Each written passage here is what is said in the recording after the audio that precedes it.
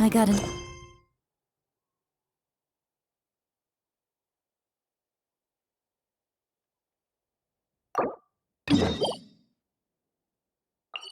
Letter from an informant. Looks like the situation has changed again.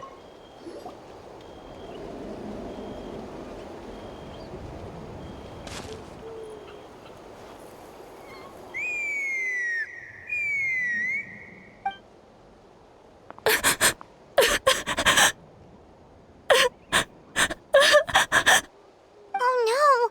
Why is she crying? Should we go check on her? Just in case she's thinking of doing something stupid. I'd leave her be. The warriors of the Flower Feather Clan are a proud bunch who never show their vulnerability in public, even if they've gone wingless. Oh, Chaska? Good to see you again, Traveler and Paimon. Before we carry on, let's get a little further away before Koyer notices us.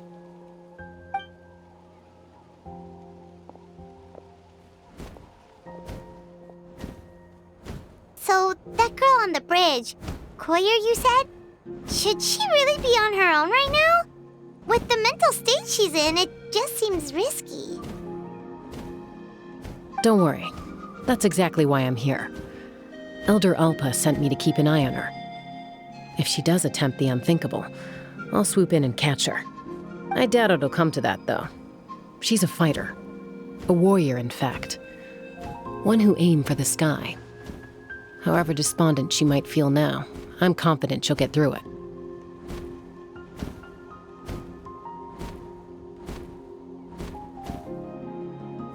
Well, in the Flower Feather Clan, there's an elite flying squad made up of Kukasaur riders.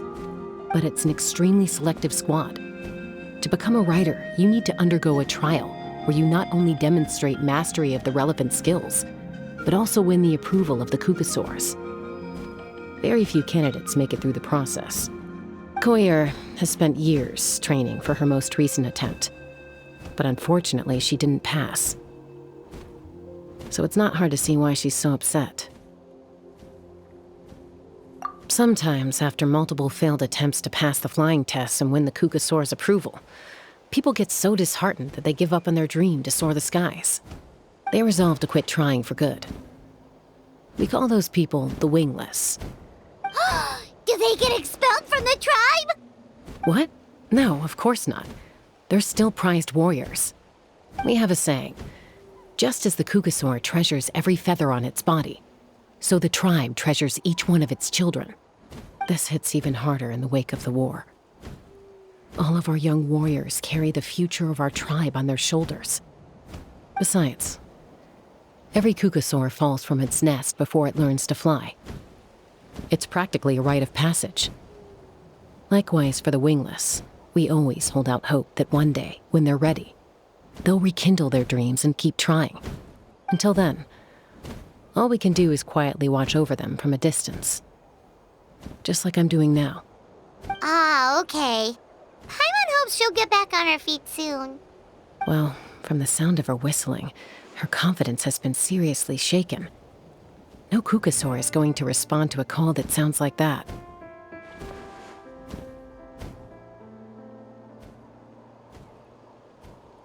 Yeah, people from my tribe call to their Saurian companions by whistling or blowing a horn. So it sounds like Koyer was trying to summon a Kukasaur to practice her flying. But the Kukasaurs are an even prouder bunch than our warriors. They would never respond to a lackluster whistle like that. First she failed the trial, and now she's struggling to even summon a Kukasaur. That's only going to hurt her confidence further. And getting trapped in that vicious circle is the kind of thing that'll make people go wingless. Surely there must be something we can do to help. That's very kind of you. Koyer's flying skills are up to par, but mentally she's stuck in a rut. If she wants to return to the sky, she has to overcome that for herself. I'm going to lay low nearby, just in case she takes a turn for the worse. Let me give you a tour around the tribe once this is all over.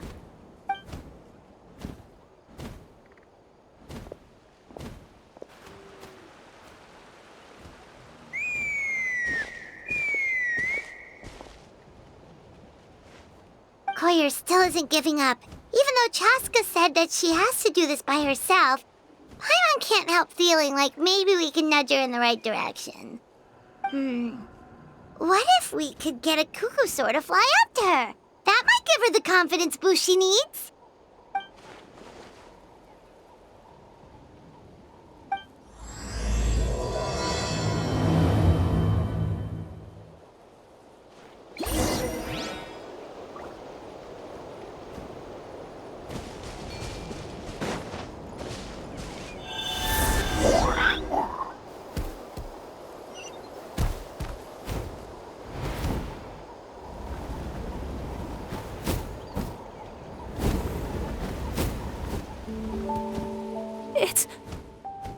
It's a Kukusaur! Oh my gosh! Is this really happening? I did it! I summoned one! I was beginning to think you'd all given up on me completely. Thank you. Oh, thank you.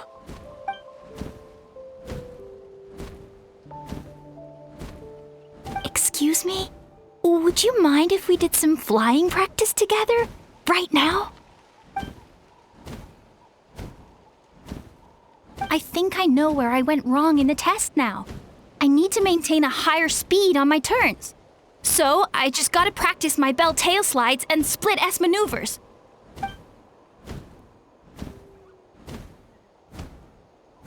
Also, I really want to try some stall turns and cobra maneuvers.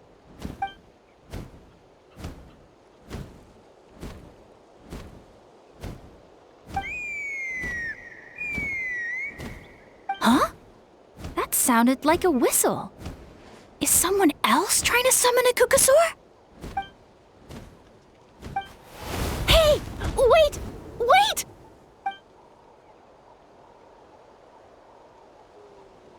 Do you think Koyer's feeling better now? Let's go back to that bridge and check.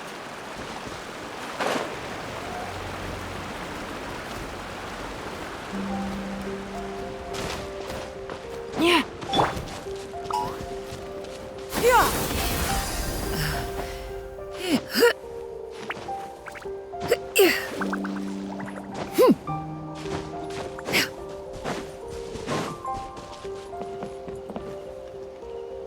Chaska! I summoned a Kukusaur! They do still respond to me after all! Although, unfortunately, someone else summoned it away again before I had a chance to go for a flight. Oh, really?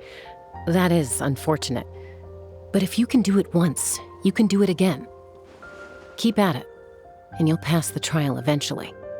You're right. You know, I almost thought about giving up, but I'm glad I didn't. Hey, Chaska, how's Koyer doing? Huh? Who are you? And how do you know my name? These are my, friends. The Traveler and Paimon. You came up in conversation the other day because I was telling them about up-and-coming warriors in our tribe. Oh, the Traveler, huh? So that's you. What do you mean up-and-coming? I'm closer to being wingless than I am to passing the trial. Anyway, we haven't met before, have we? You look so familiar somehow. Maybe you saw her in the stadium?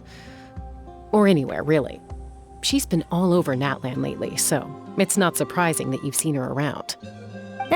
If you say so.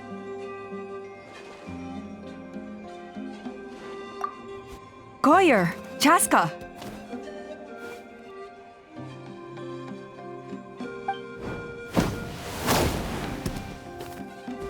Here you are. I've been looking everywhere for you two. Oh, Elder Alpa! What's the matter?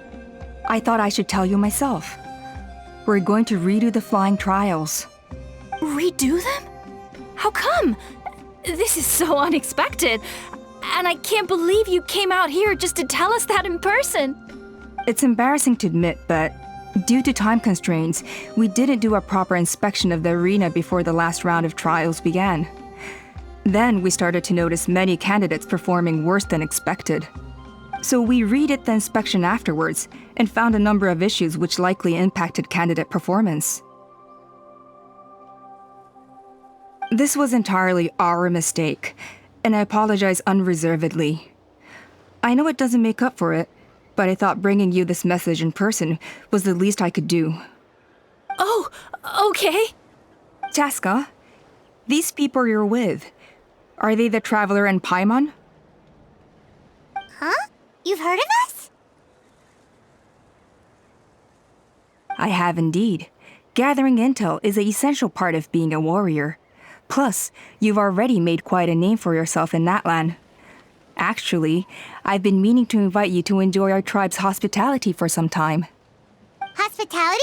Oh, that includes food, right? Of course it does. If you let us host you, you'll be treated quite lavishly.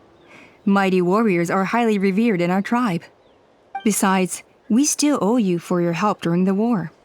Without you, we would have suffered far worse at the hands of the Abyss. So I like the chance to show you our gratitude on behalf of the whole tribe. Mighty warriors, plural? So Paimon counts too? Paimon's starting to like you a lot. That should go without saying. Your flying skills are the envy of our tribe.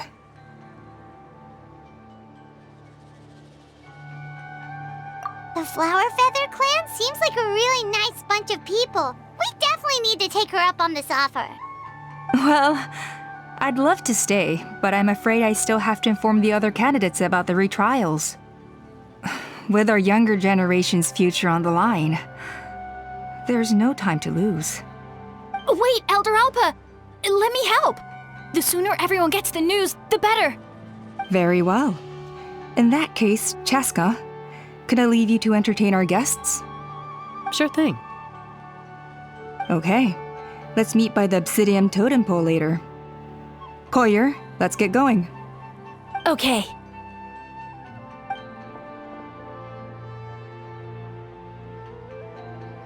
All right, they're out of earshot. I'm just gonna come out and ask. That Kukasaur who responded to Koyer's call, that was your doing, wasn't it?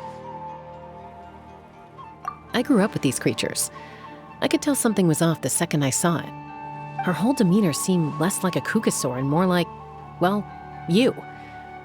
So I figure you must have been pulling the strings somehow.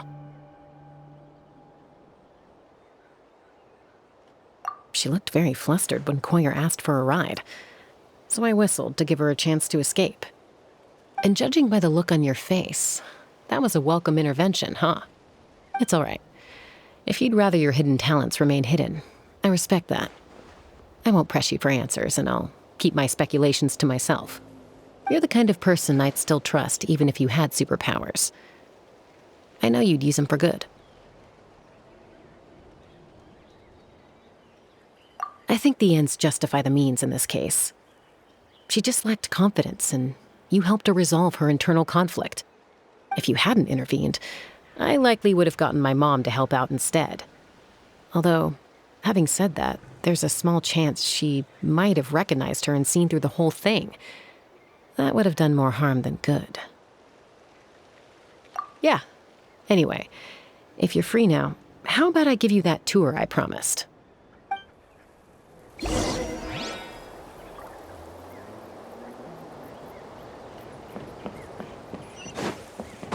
Yeah! Skyward! Scatter!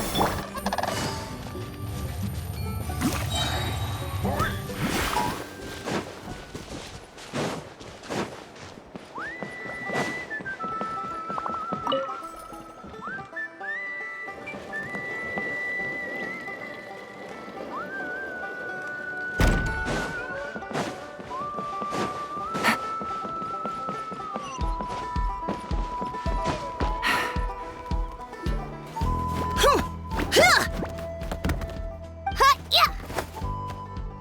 Ready? I'm gonna get you! Uh-oh. Are they fighting? Should we try and break them up? They're fine.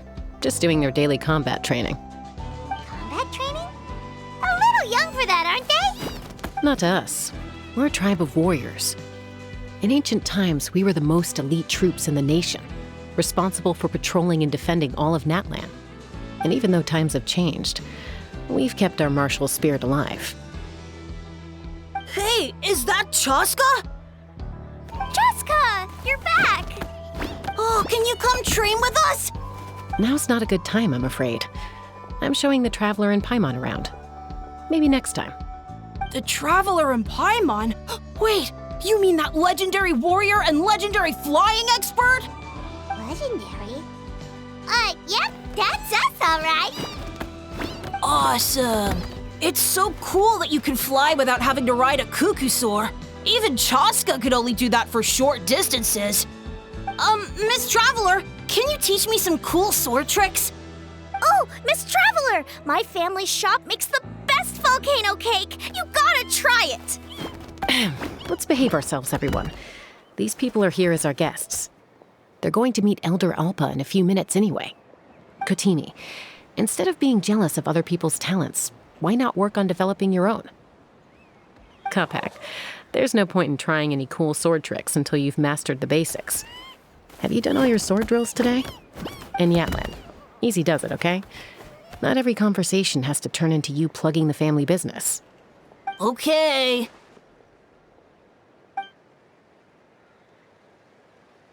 Sorry about those kids. They just got overexcited when they heard your name. Hope it didn't bother you too much. This is a volcano cake that Yatlan forced into my hands. She said to think of it as an apology gift. Whoa, it smells amazing! Traveler, you want some?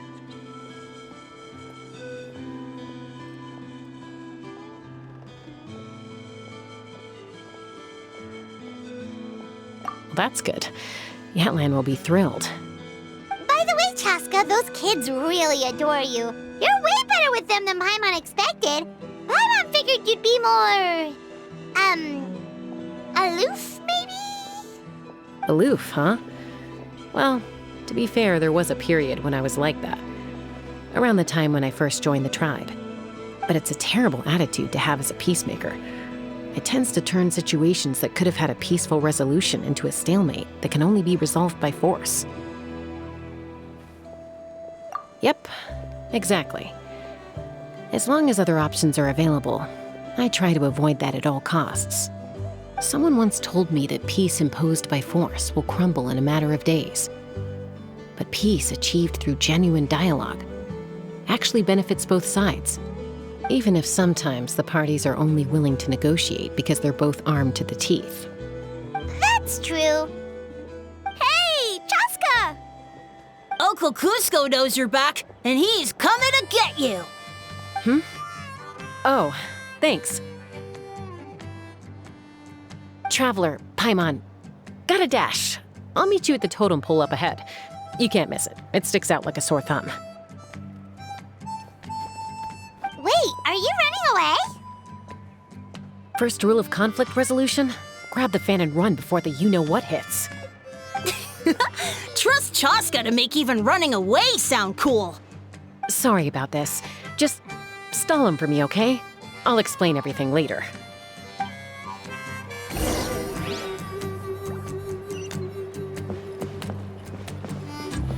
Take it easy.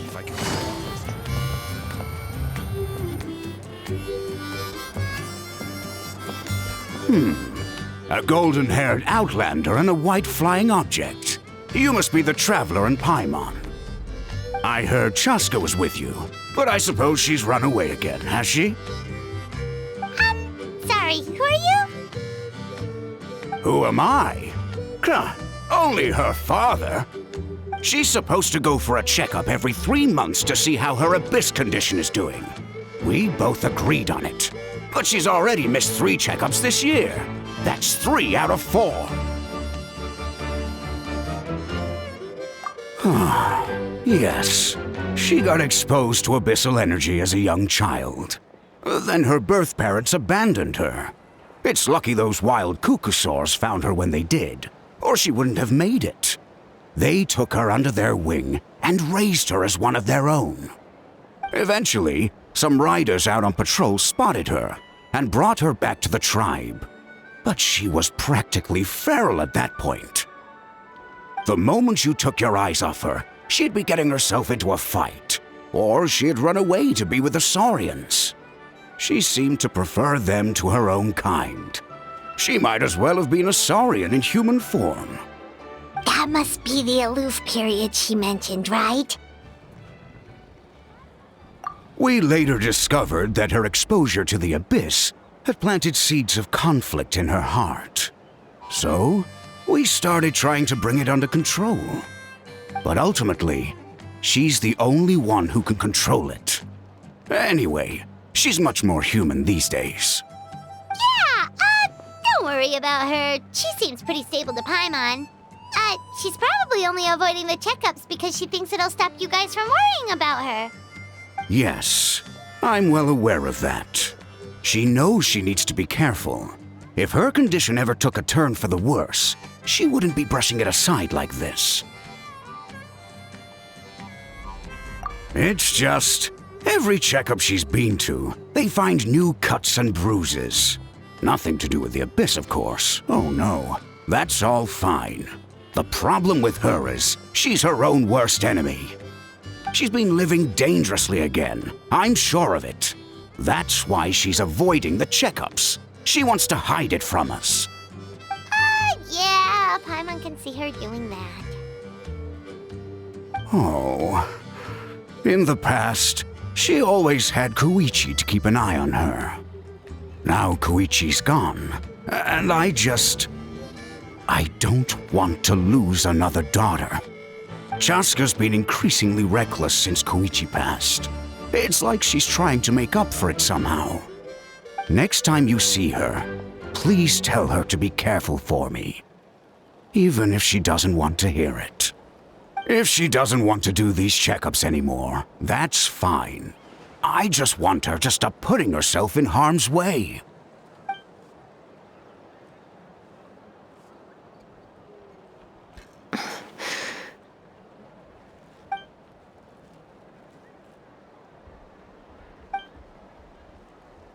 Whoa, where did the time go?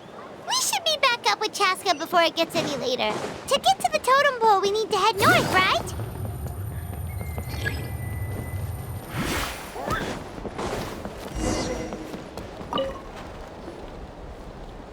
Hey, Chaska! Hey, Alba!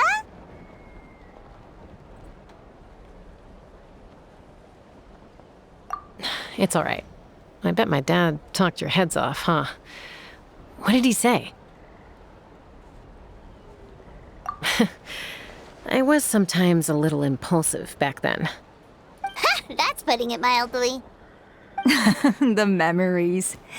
It feels like it was only yesterday when we brought you back and had Cusco and his family take you in.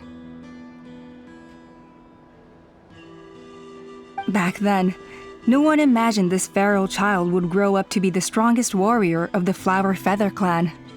Huh? You were the one that brought Chaska back to the tribe? That's right. Elder Alpa was already a veteran rider by then.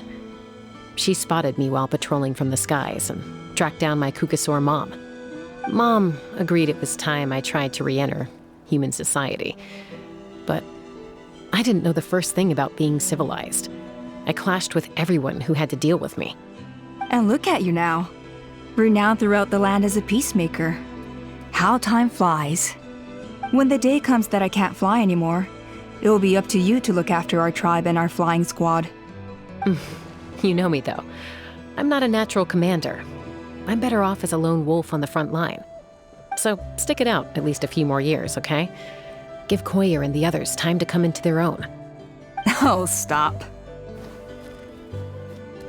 Wait, so isn't the leader just the strongest warrior in the tribe? At least Paimon figured that's how your tribe would work. Strength is certainly a core tenet in the Flower Feather clan. But strength means far more than martial prowess alone. If it all came down to individual strength, I'd struggle to call myself a warrior, let alone a member of the flying squad.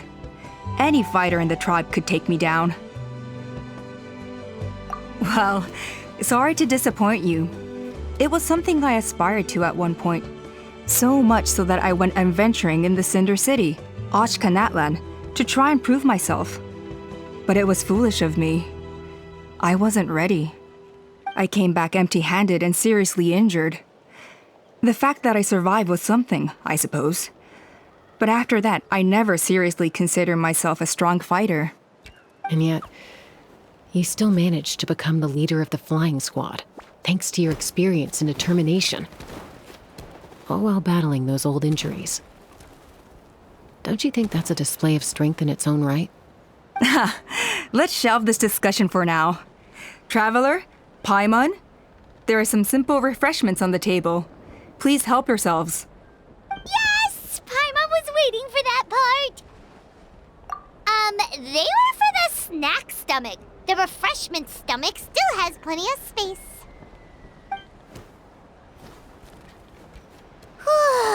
Paimon is so full. Well, if you're enjoying our hospitality, feel free to stay with us as long as you like. Elder Alpa?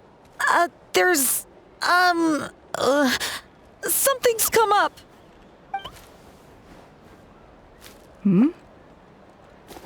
What happened? Is it serious? Shall I deal with it? It's... Some merchants showed up, not from our tribe. They said they're here to discuss some potential collaboration with us. Why now? This is terrible timing. There are a few Wingless that we haven't managed to reach yet, and we still haven't inspected the retrial arena. Let me handle the other errands while you meet with the merchants. You shouldn't be trying to do everything at your age. You should help too. Seems only fair after all that food we ate.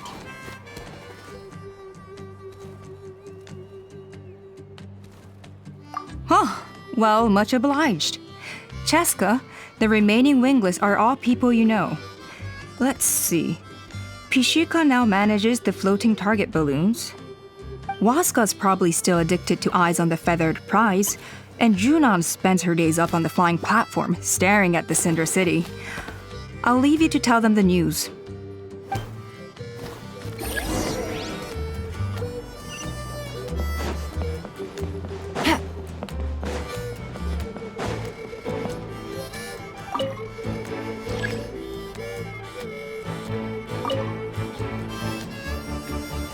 Are you sure you don't want to reconsider, Pashika?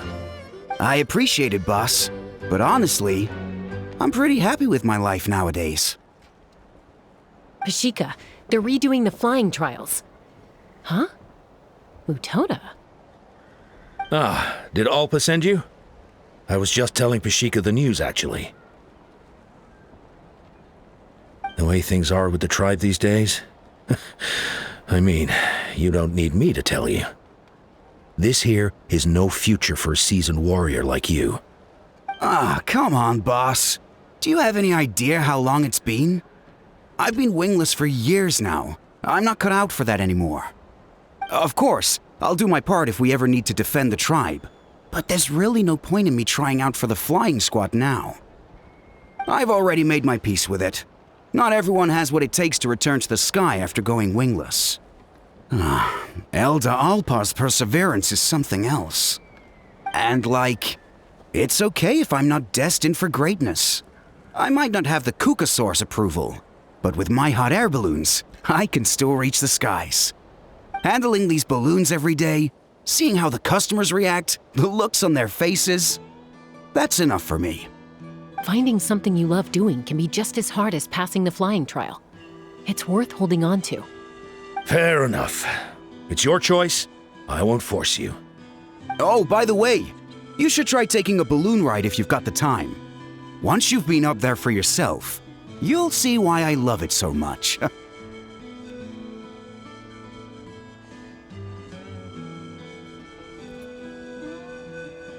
No problem.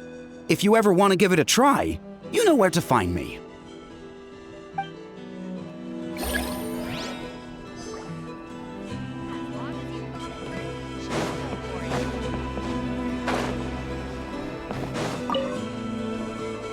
A retrial?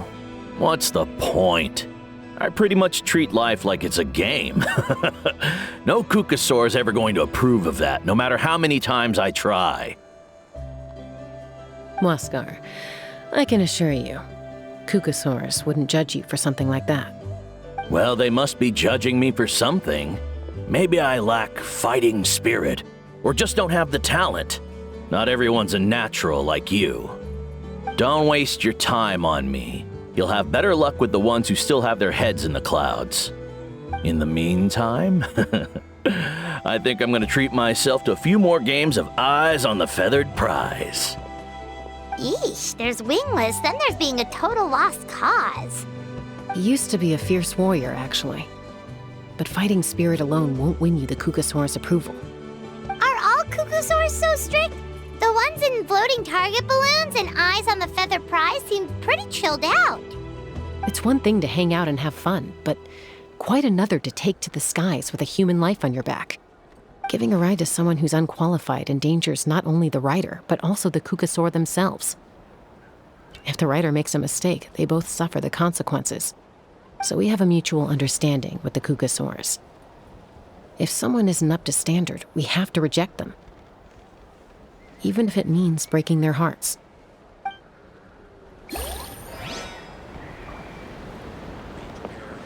Stay safe.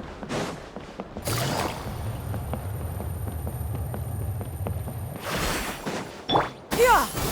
Got him!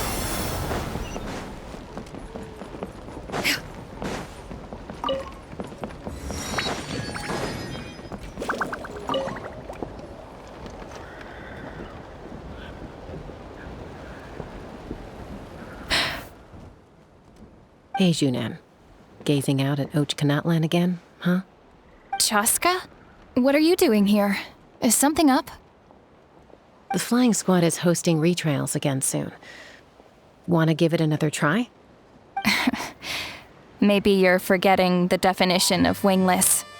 I've failed so many times already that I've decided to call it quits for good. I'm done. Elder Alpa always goes out of her way to come and tell me when a new trial is coming up, and it's nice of her to think of me. But nothing's gonna change.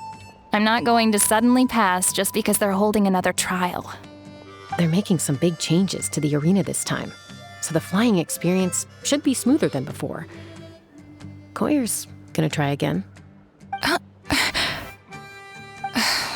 No, forget it. If I was genuinely good enough to make the squad, the location shouldn't affect my chances. A true rider can fly confidently whatever the conditions, like you and Elder Alpa.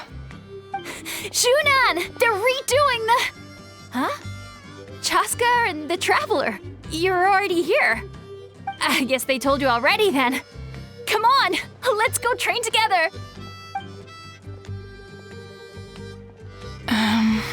I'm gonna sit this one out. What?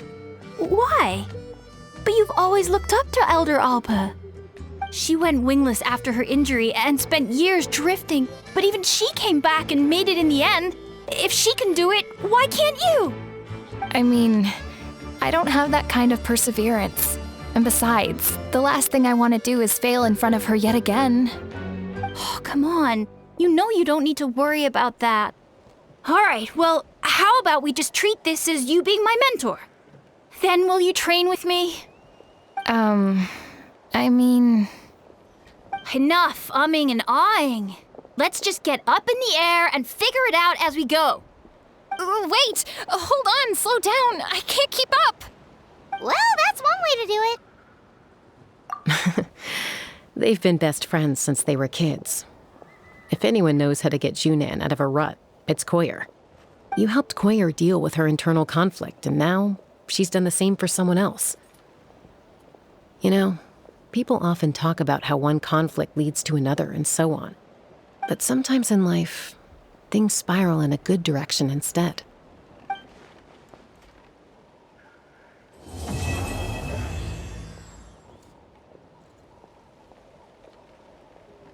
It's been a few days since the...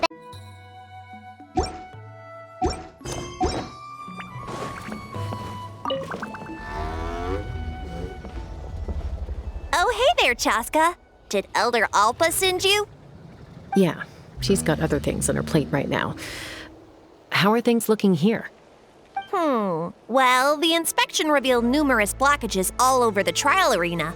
It looks like they're the result of ley line disorders caused by repeat abyss invasions. Theoretically, we just need to clear those obstacles, and the arena will fill up with gaseous phlogiston again. But that's proving difficult to achieve in practice. for all sorts of reasons. Why don't you head on down and check things out for yourself? Feel free to ask the staff for more details.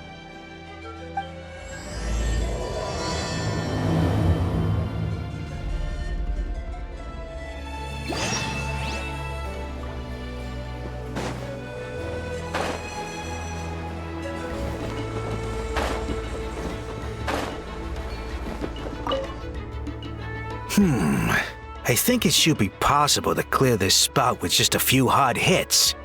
But there are signs of strange life in here. Meddling with it might be dangerous.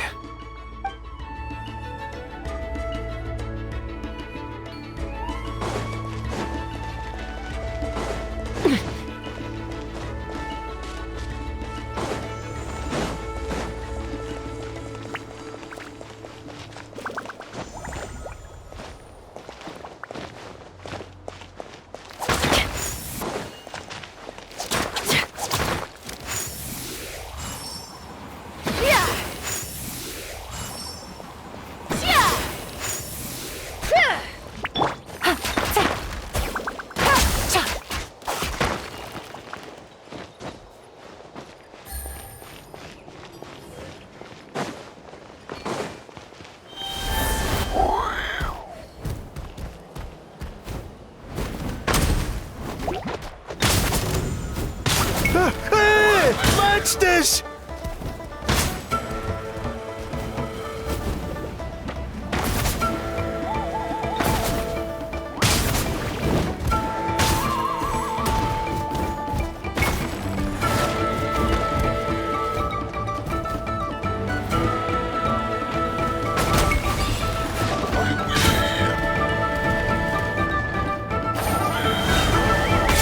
Busted! Game's up. Fun's over.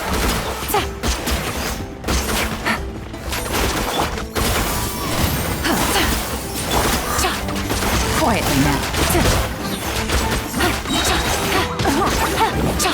Take it easy.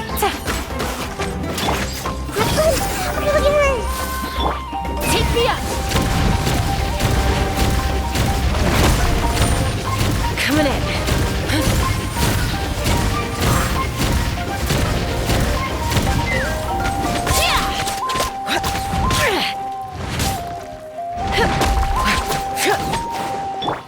Things are about to get dicey.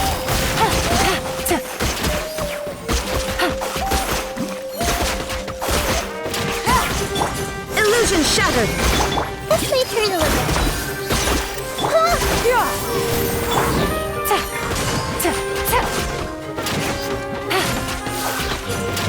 There is no escape! I thought I was done for.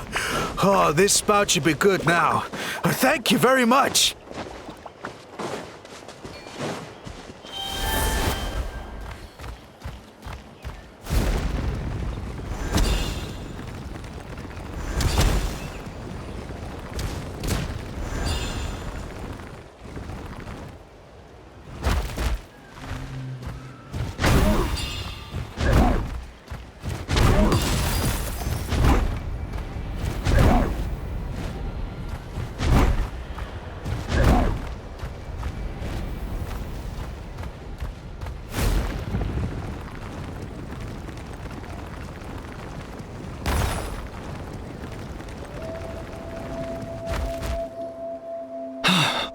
Oh, are you here to help? Thank goodness. There's no way I could do all this by myself. So the blockage here has to be cleared using a special bomb, but carrying explosives up that steep slope would be a recipe for disaster. If I dropped it or slipped and fell, I'd be blown to bits in an instant. So, my plan was to transport the bomb to the other side, then send it over in a hot air balloon. All I need now is for someone else to strike the balloon at the right moment, dropping the payload right on top of the spout, and problem solved. What do you think? Simple enough, right?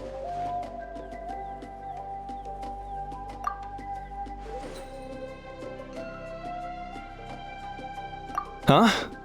Oh, that one. No, I've got no idea who that belongs to. Or how they got it up so high. I just wish I could fly up there and check out what kind of tech they're using. Ah, well. Getting the trial arena back in order is more important. I'll head over and set up now. Let me know when you're ready.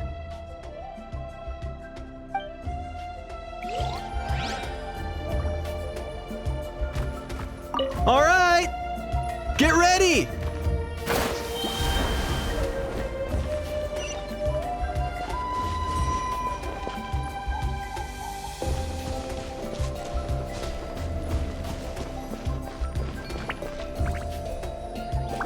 All right! Get ready!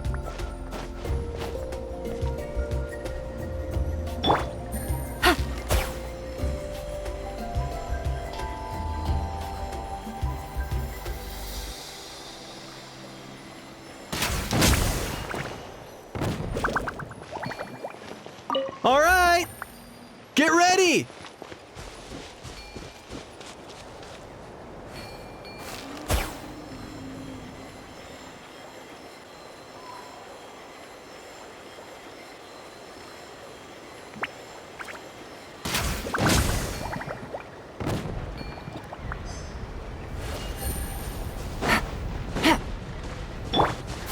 Skyward!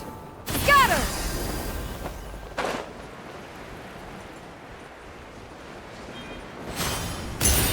The gaseous phlogiston is being replenished.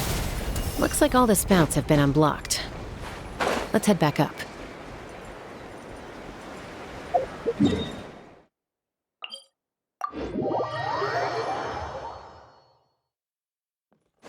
Yeah! Skyward!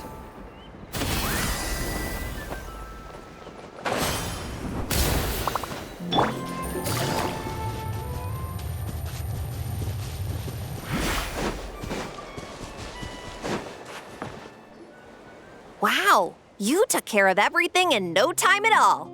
Incredible work! Now we just have to wait until the gaseous phlogiston is fully replenished. Then we can kick off the retrials. Actually, Inkanak, I'd like to do a test flight first, just to make sure we're not missing anything. Could you arrange that for me? Huh? But you only just finished getting the arena ready. There could still be other hazards we're unaware of. All the more reason to have me test it out. Think of it as another inspection. I guess you're right. With your flying skills, you won't be in any serious danger, even if there are hazards we overlooked. The conditions in this area seem a little unstable, but a test flight is the only way to catch any lingering issues. All right, I'll get things set up for you. Just let me know when you're ready.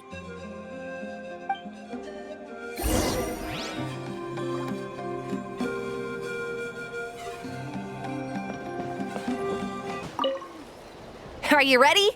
This should be all right.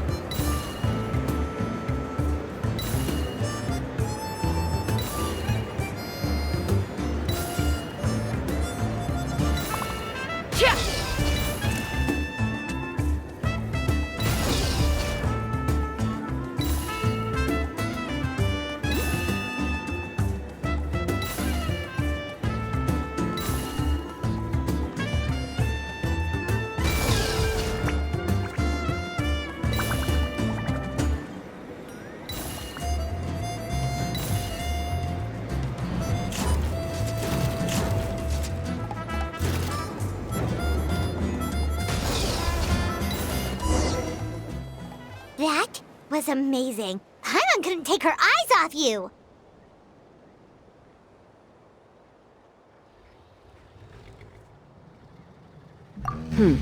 No, nothing major. Give it a few days, and we should be able to conduct the trials. Help! Help me! You're from the Flower Feather clan, right? Please, come quick, you've got to help us! Catch your breath first. What's the situation? We got attacked by a Kukasaur. My friends are still stranded in the middle of the road with the goods we were transporting. Please, I'm begging you, save them! Huh? Are cuckoosaurs really that aggressive? Do they usually attack groups of people unprovoked? Not in my experience, but there are exceptions to every rule. Let's go check it out.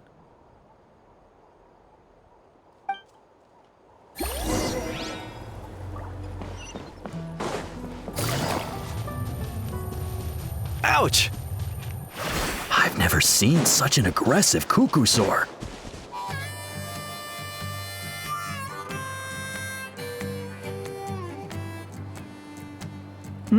Tasca? Traveler? This is a surprise. Elder Alpa? Huh.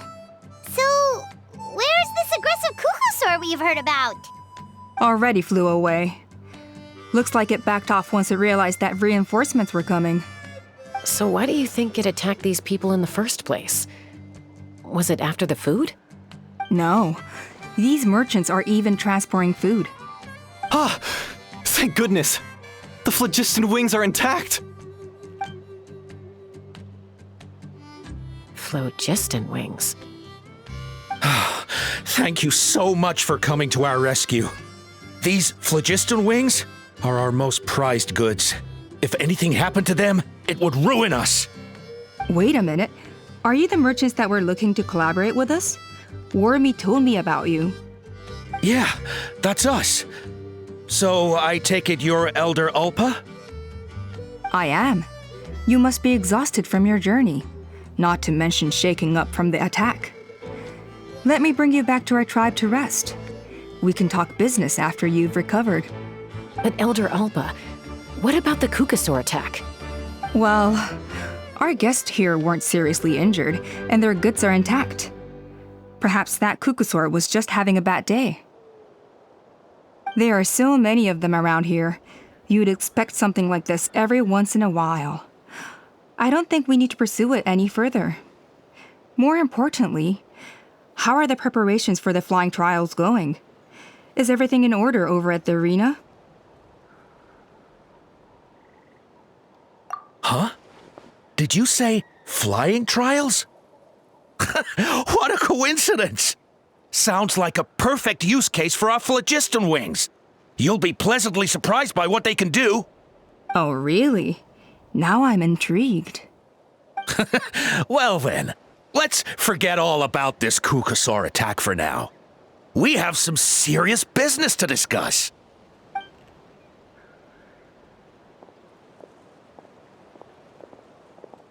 Huh?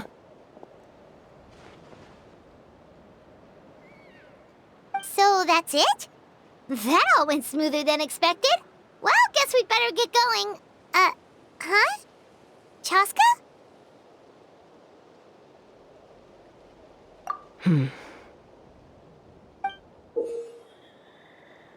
A blood-stained feather.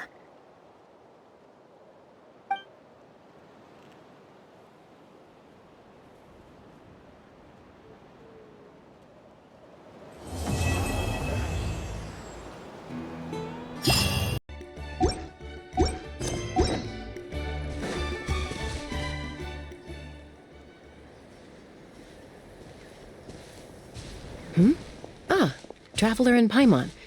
You came.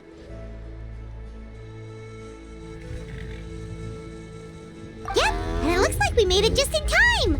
Although, can't say the same for the cuckoosaurs. Bit of a low turnout, huh? Yeah, you'll see why soon enough. All right, get ready. 3, 2, 1, fly! Whoa! We're really flying! I feel light as a feather. I'm flying without a cuckoosaur. These phlogiston wings are awesome. What's going on? Paimon can barely believe her eyes. How did they fly all on their own?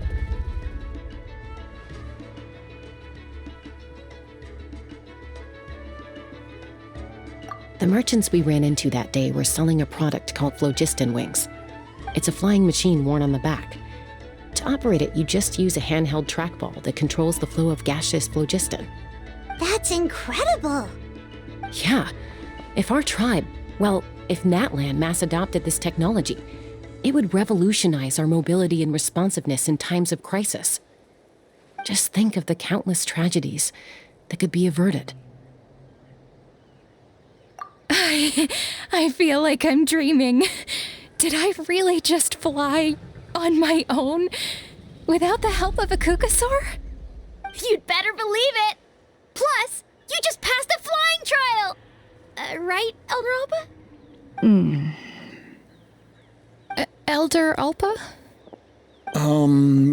Should this really count as a pass if we did the trial using phlogiston wings? Why not? The scoring rubric is about flying performance. It doesn't specifically say you have to ride a Kukasaur, does it? Yeah, maybe, but I mean, even Chaska had to ride a Kukasaur in a trial, right? And the whole point of the trial is to test both your flying technique and your ability to work with a Saurian companion. Well, if we can fly by ourselves, maybe we don't need to test the ladder anymore. Chaska, Traveler, what are your thoughts on this new invention?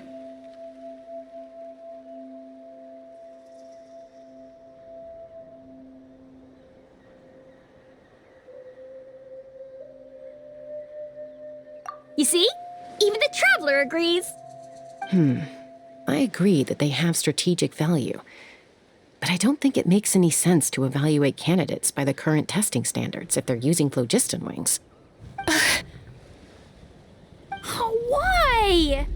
Shunan finally mustered the courage to go through with this. And now you're saying it doesn't count?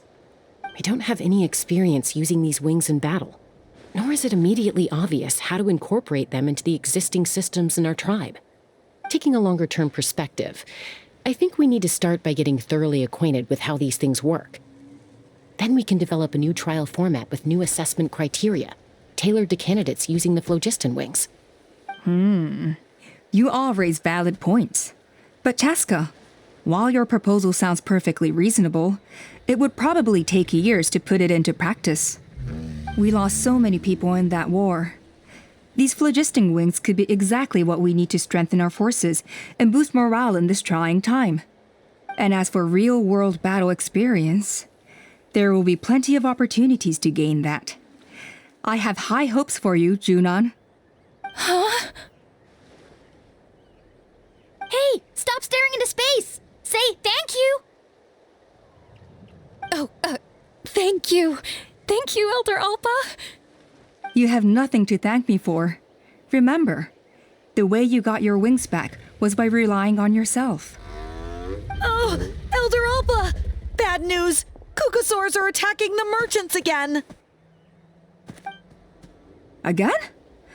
Okay, everyone, stay put while I... Huh? Chaska?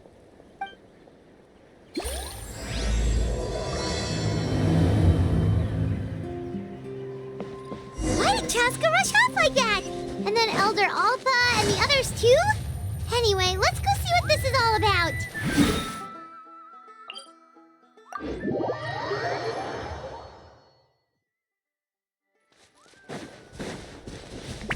Take it easy.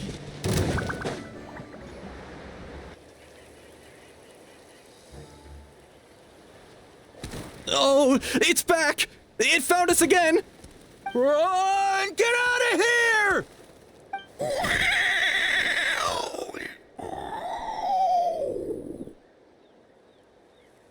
Curses! She's really riled up this time. Hey! Stop running! We'll never outrun a creature with wings! Get back here and let's fight!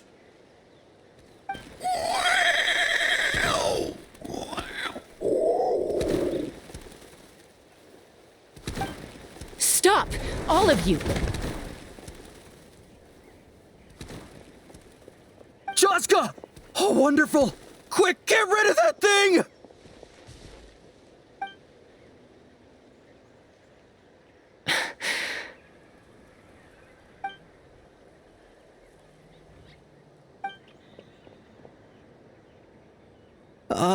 What's going on? Why isn't she doing anything? So it really is you, sister. Wait, sister? That Kukusaur is Chaska's sister?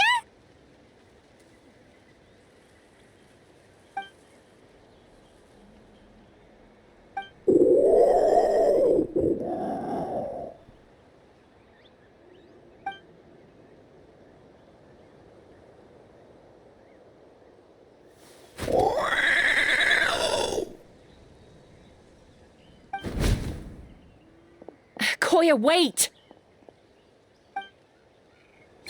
Is Chaska gonna be okay? Should we go check on her?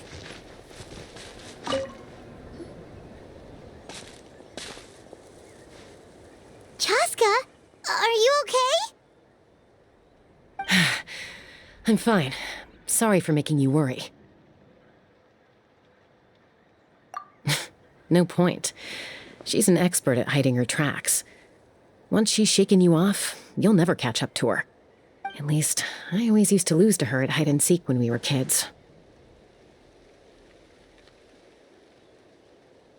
Well, yeah. You know I was raised by Kukusaurs. Anyway, she and I grew up in the nest together. Her name's Koya. We played together all the time, chasing each other through treetops or mountaintops. It felt like it would go on that way forever. Until the day I was sent back to live with the humans. Not all Kukusaurs are friendly towards people. Koya, for instance, she's fine with me because we grew up around each other, but she's not fond of other humans. When Mom decided to send me away, Koya strongly protested, and after I left, she became more and more reluctant to interact with humans. Maybe she thinks that humans stole you away from her. It's a possibility, but in any case, we still stayed best friends at first. I had a hard time adjusting to life in the tribe. So whenever something went wrong, I'd run off into the wild and vent to Koya. Ah, so that's what Uncle Cusco was talking about. He said you seemed to prefer hanging out with Saurians to your own kind back then. Yeah, I did. But then, gradually, everything changed.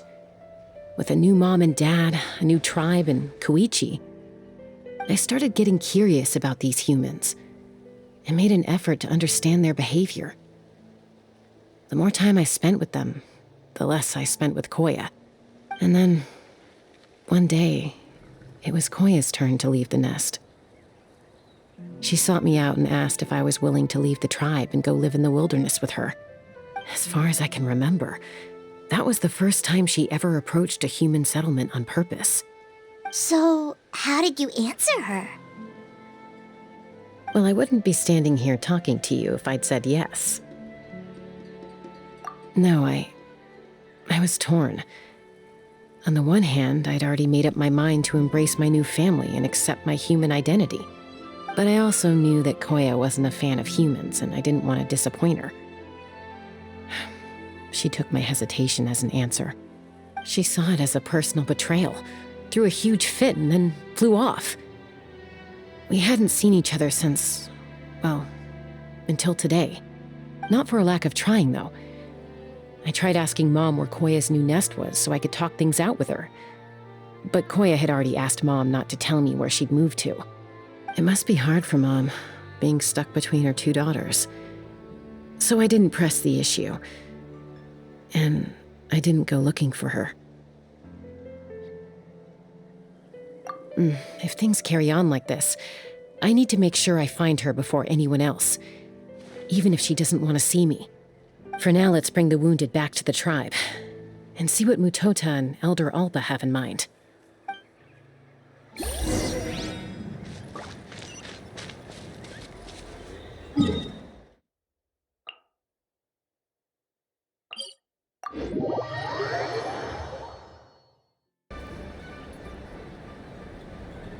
So, I hear there's been another Kukusaur attack. Ha! I knew it! They're wild animals, and they can't be trusted. Hey, show a little respect. The Kukusaurs are our partners. Maybe in the flying squad, but they don't give a hoot about the rest of us.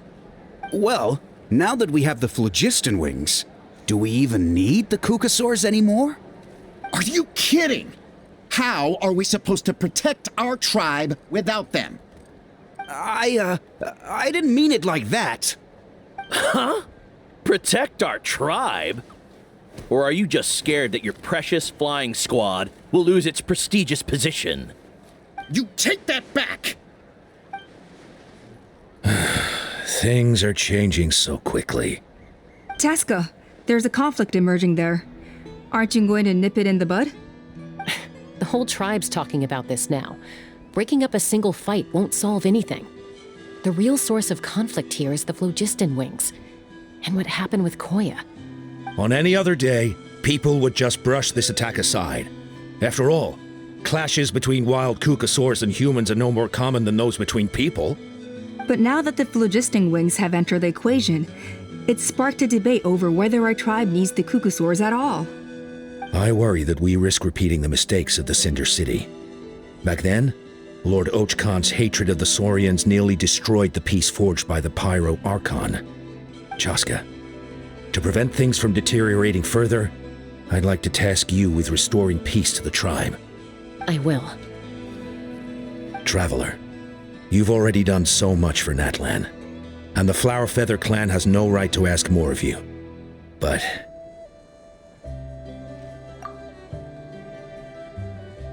thank you. And don't forget about Paimon. Just leave this to us.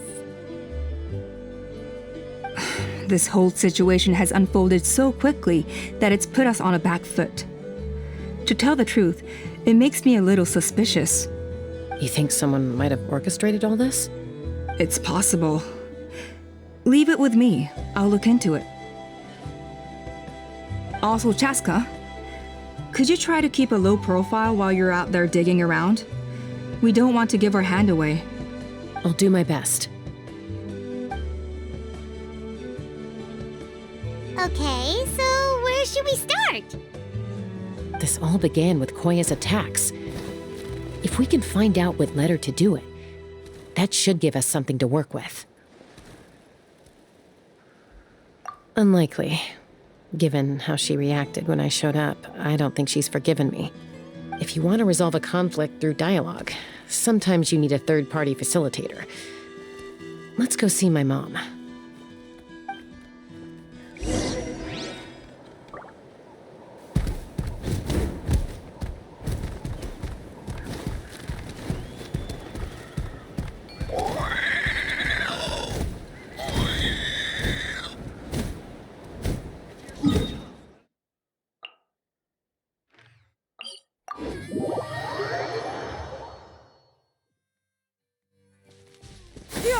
Skyward! Scatter!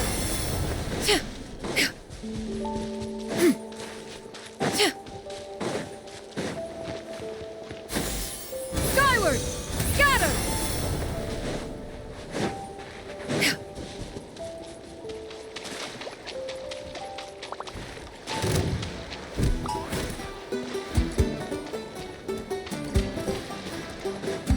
Yeah! Skyward! Scatter!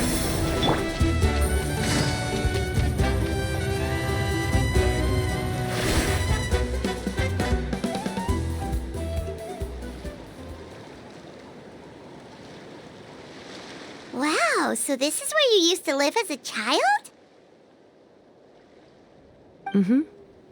When I was little, we used to do this thing where I'd jump from the top of this tree, and Koya would fly over from the platform and catch me in midair. Or sometimes we'd both fly from the treetop together, and then after some aerial maneuvering, she'd throw me up onto that platform. After we got a bit older, we went to the nearby shores looking for even greater heights. Stop! You're gonna give Paimon a heart attack! Oh, really? I just thought it made a fun story. Then I'll share more with you when there's time. Anyway, back to the matter at hand.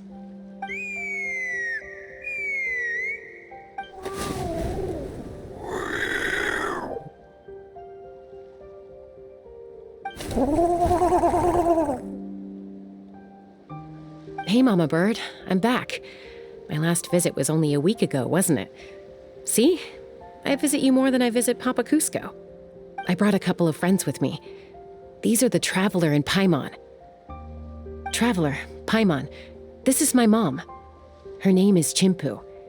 In the human tongue, anyway.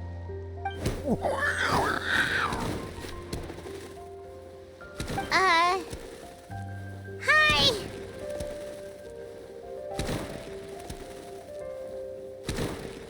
No, not really. I don't speak it as such, but I can sort of get the gist. Although only with Mom and Koya since I spent my formative years with them. Even then, it's basically a best guess based on their sounds, body language, and expressions. Seems to work about 9 times out of 10, anyway. As for whether Mom understands me, I can't always tell. But somehow we still manage to communicate. Call it the family bond, I guess.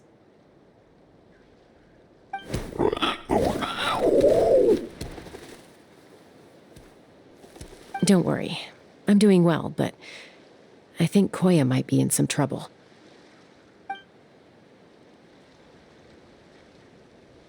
I know she's never been a fan of humans, but she's never deliberately attacked them before either. What's behind this sudden change? Does, Auntie Chimpu know anything? Doesn't look like it. Koya hasn't visited her in a long time. Then, could you please tell me where she's living nowadays? I really need to talk to her. If this animosity between her and the tribe continues, then the next time there's an incident, I don't know if I'll make it there in time.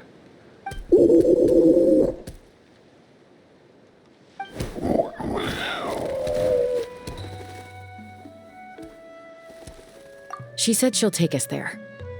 Thank you, Mom.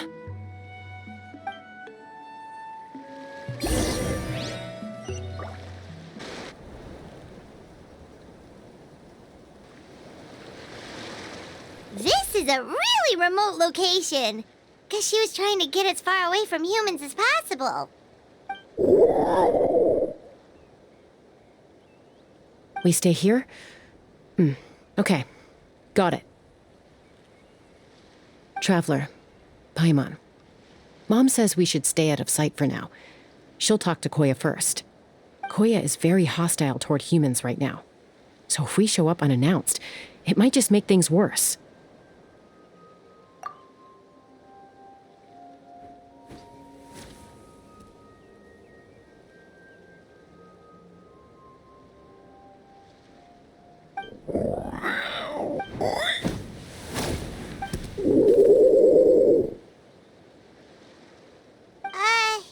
Any idea what they're saying? Sounds like things are more complicated than I imagined. There's evidence in this area suggesting that Koya might have been the victim of a human attack.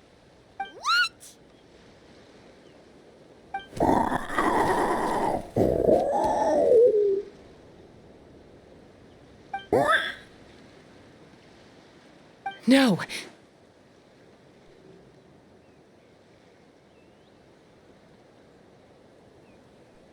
It's Chime, Koya's child. The attackers kidnapped her. They came over the sea, under the cover of night, and they took Chime. What the heck? Who would do such a thing? I searched day and night, and finally found them.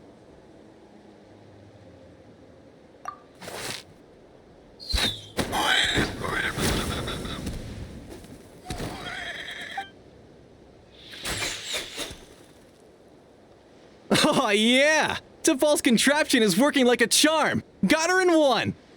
Hey, there's another one! Wait, is that the one that got away last time? Who cares? Just get them all! T'Pol pays us per catch!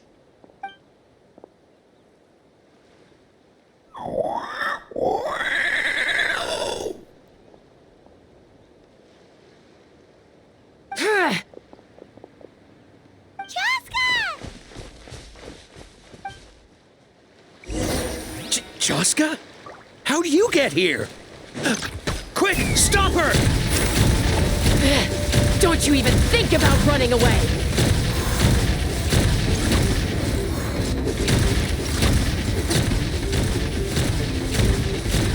Locked on! Bullseye!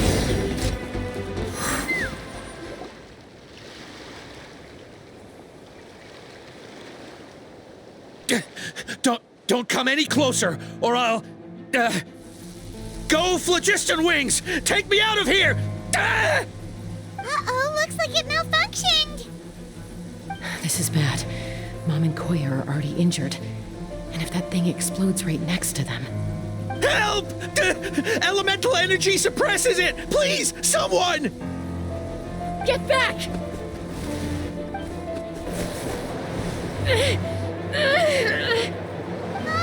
It's still going, and it's getting worse. Guess we need a more permanent solution. All right then.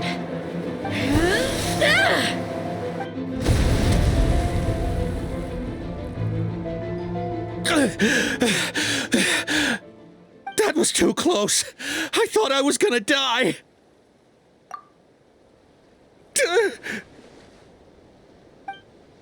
Answer us honestly. Were you the ones who attacked Koya before?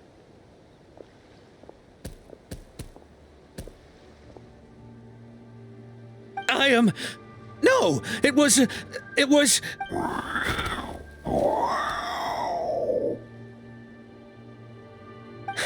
Well, she says it was you.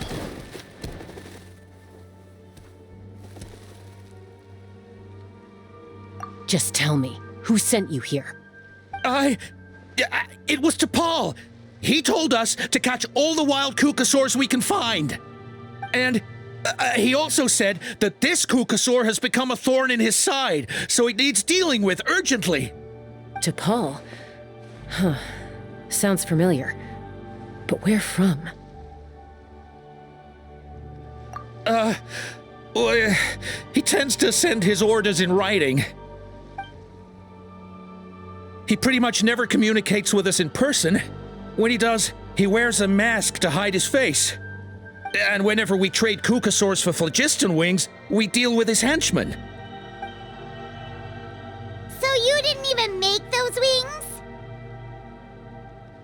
All we did was slap some labels on them and transport them over here, to make them look like they're imported. To make it harder to trace their origins. I don't know, honest! Well, that's mighty convenient, huh? What about if I held a gun to your head? Would that change your answer? No need. I'm sorry. I'll tell you everything I know. T'Pol doesn't tell us much, but he always stresses that he wants them alive. So that gives us some clues. This is just a best guess, of course, but we suspect that the gaseous phlogiston stored in the trackballs is drawn directly from the Kukasaurs. What?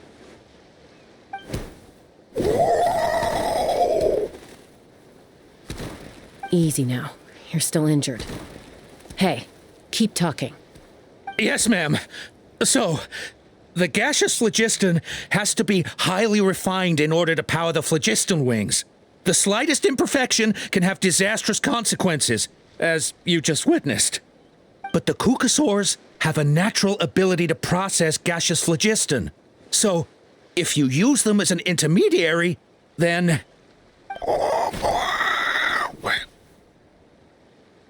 That's enough.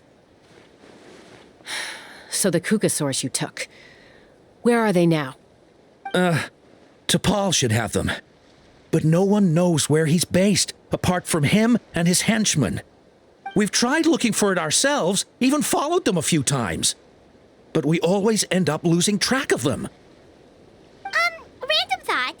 Maybe they're hiding up in the sky?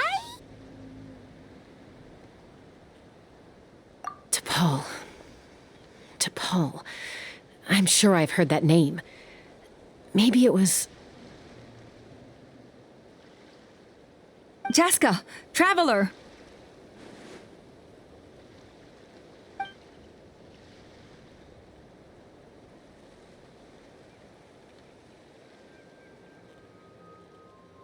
That voice! It's Alpa!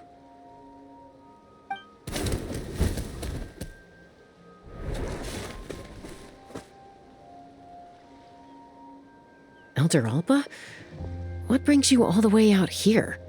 Well, I was patrolling nearby when I heard the sound of an explosion. What's going on?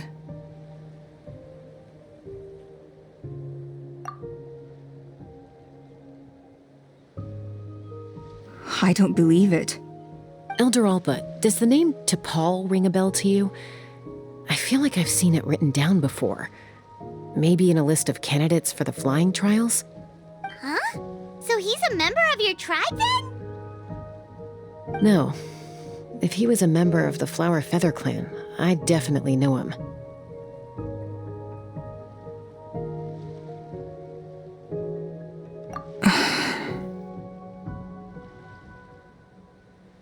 Now that you mention it, I do remember a young man from outside our tribe who came to participate in our flying trials once. You were away on a mission at the time, which is probably why you don't remember him.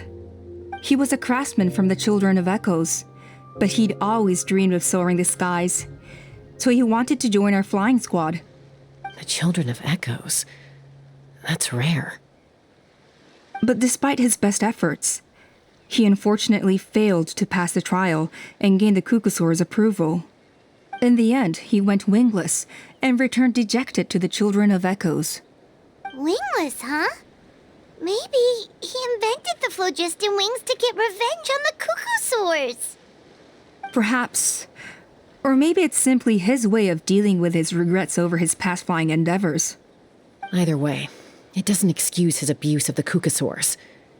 I'm gonna take these guys back and expose the truth to the tribe. It's time for this conflict to end. Easy, Chaska.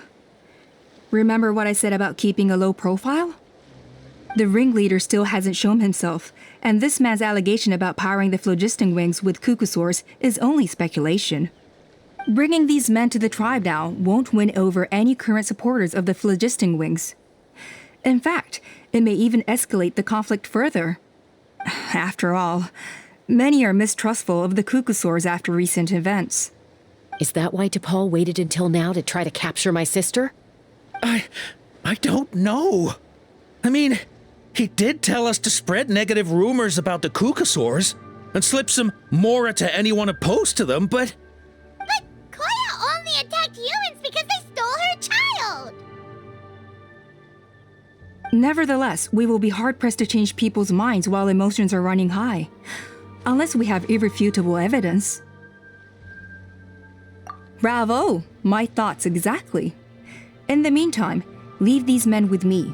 I'll escort them back to the tribe. I'll take the other members of their crew into custody too. They won't get another chance to stir up trouble. Fair enough. I guess finding T'Pol is gonna be the key to resolving this conflict. Let's hope the Children of Echoes have some info on him.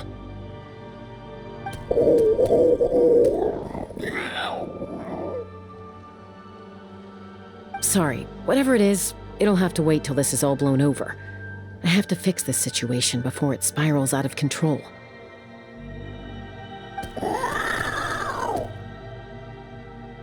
Mom, sis, rest up and get well soon.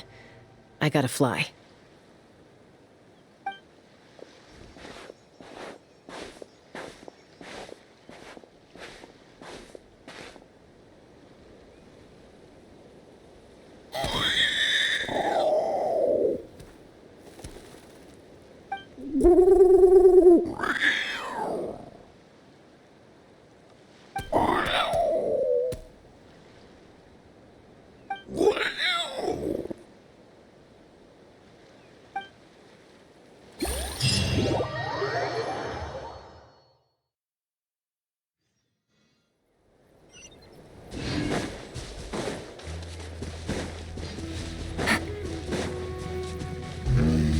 Take it easy.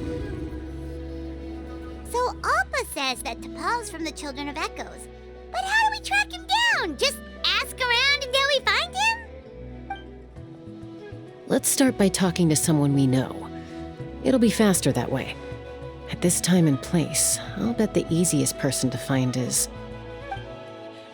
Wakey, wakey, Shilonen! Oh, it's you. Okay, give me a second. I'll come down.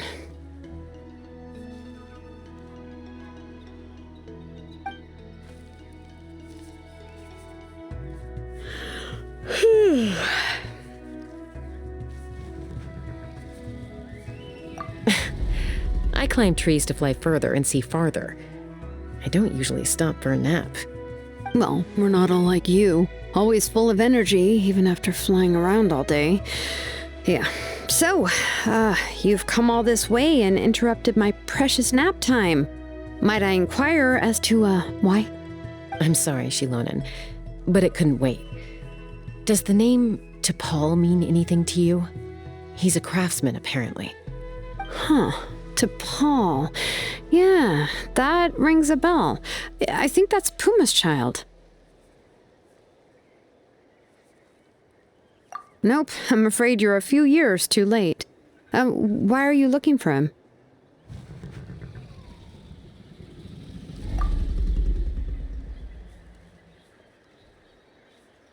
Huh, phlogiston wings. Wow, okay. The kid actually pulled it off. Well, looks like, no more rest for me today. Pulled it off? You mean he's tried making something like this before? Yeah, he started trying to build a flying machine right after he got back from the Flower Feather clan. So right after he went wingless, then. Was this flying machine anything like the gun you made me? You mean your gun that's harder to tame than the proudest Kukasaur? No, he wanted to build something that allows anyone to fly freely, even if they're not naturally gifted.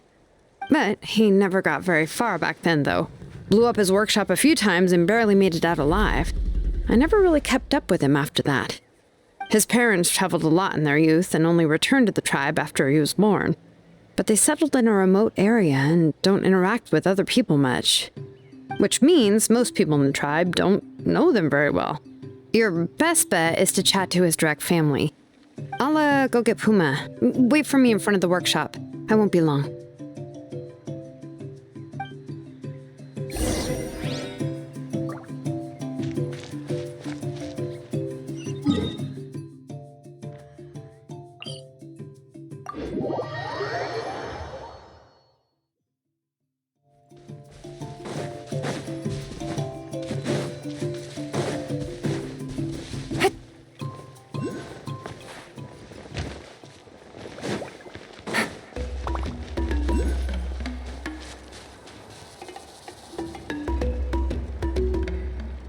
I'm back. Allow me to introduce T'Pol's mother, Puma. Hello, we're... Oh, save the pleasantries. I don't want to spend any longer talking about that boy than I have to. Huh? I disowned him long ago. He is no child of mine. All he cared about was his pipe dream of reaching the sky. Oh, we tried to talk sense into him, but he was obsessed. And then when he left us, he spouted some nonsense about building a workshop in the sky to avoid the constant criticism of us ground dwellers. He left his notebook behind. Whatever questions you have, you can look for them in there. I am done talking about him. He's no son of mine. He never called me Mom anyhow.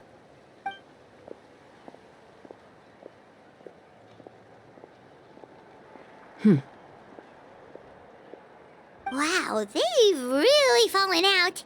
Paimon sure wasn't expecting that. Her husband, T'Pol's father, he passed away recently, and T'Pol didn't even bother to show his face at the funeral.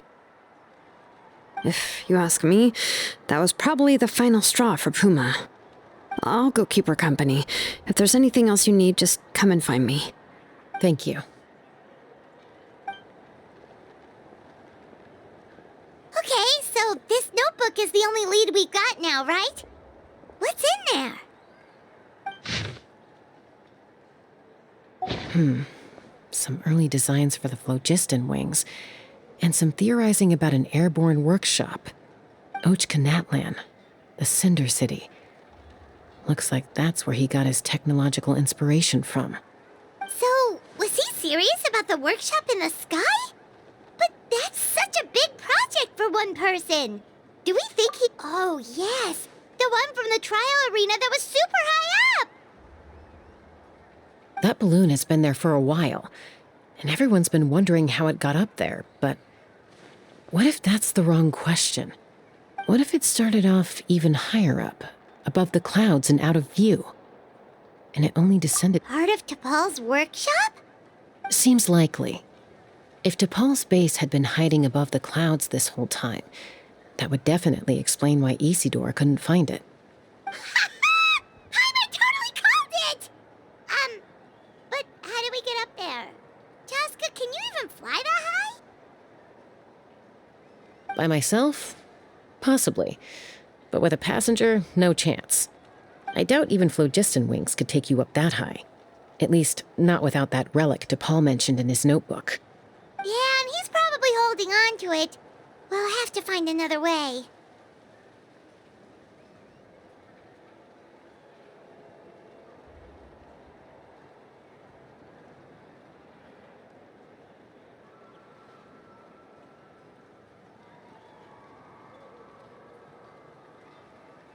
Nope.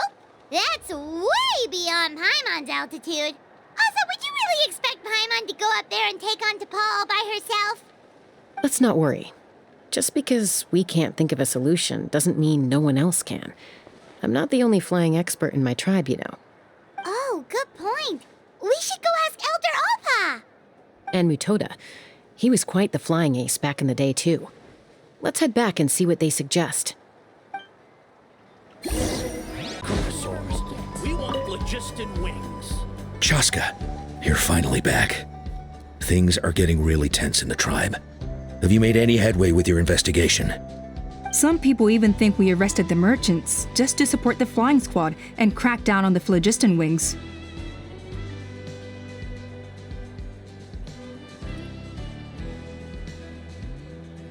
We found some promising leads, but there's a major obstacle standing between us and the irrefutable evidence we need. A relic from the Cinder City? So Oj Khan's still managing to sow discord, even after all these years. An airborne workshop and a hot air balloon above the trial arena. And that's where you're trying to get to now? Neither phlogiston wings nor a Kukusaur can take you that high up. Do you really think that's where T'Pol is hiding? You know what? There might just be a way. Really? Do you still remember those spouts in the arena? When they were all blocked, the gaseous phlogiston was trapped and unable to flow. But now, it's flowing freely. If we were to block them up again... You mean all of them except the one at the very top of the arena? To build up the pressure there? Precisely. With all the gaseous phlogiston flowing through one spout, it would create a high-pressure wind current. And then we just ride it up into the sky! Yes, it has its risks, but with Chaska's abilities, I think she could manage it. It's an extremely risky approach, but I agree that it's feasible. If you want to give it a try, check with Inkanak at the trial grounds. She can explain how to block the spouts. Chaska, if anyone has a hope of seizing this evidence from the high heavens, it is you.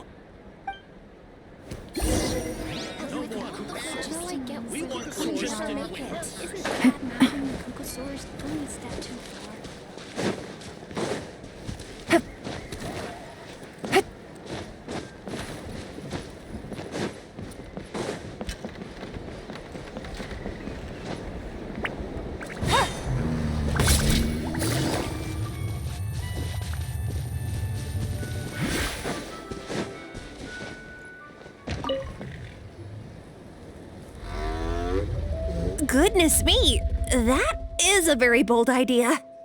Maybe so, but we have to act fast. What's the quickest way for us to block off the spouts?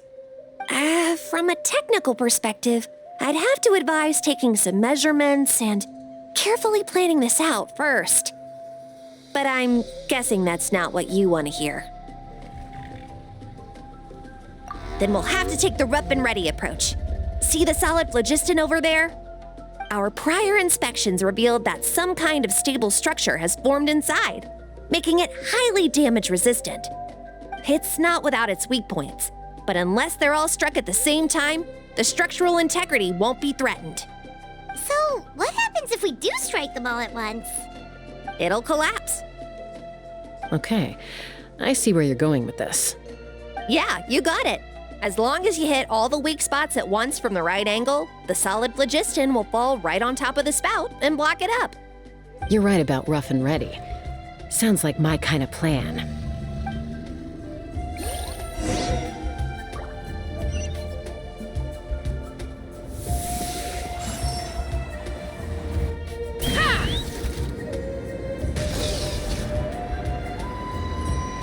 Look!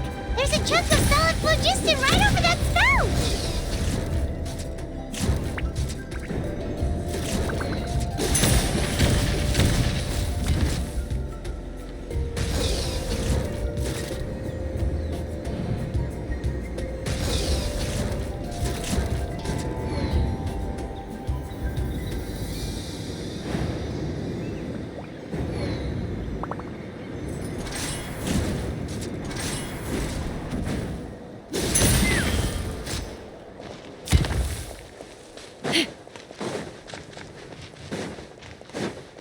Let's fly!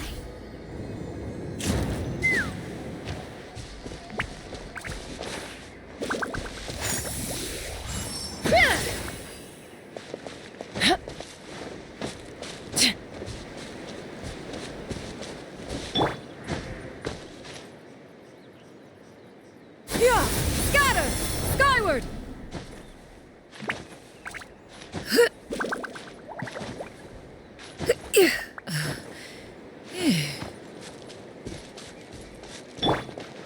Take me up!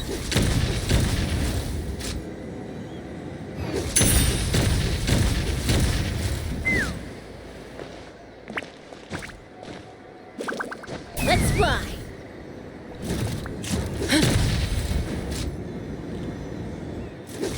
Coming in.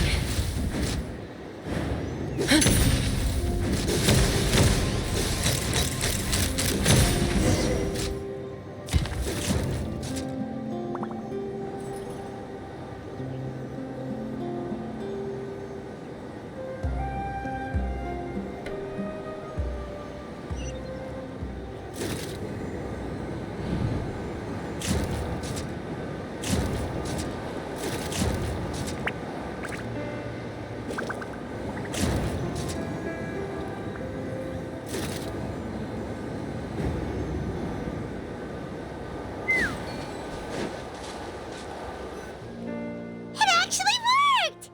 But wait, how are Paimon and the Traveler supposed to get up there? Koya can give you a lift. She's actually been following us this whole time.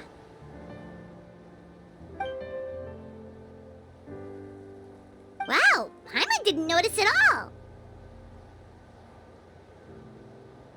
Well, probably because she didn't want to get too close to humans. Or maybe just me. But right now, we need her power.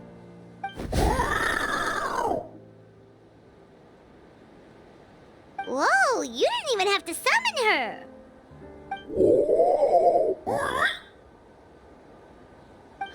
Yes, up there. That's probably where Chime is. All right, let's go have a little talk with this T'Pol.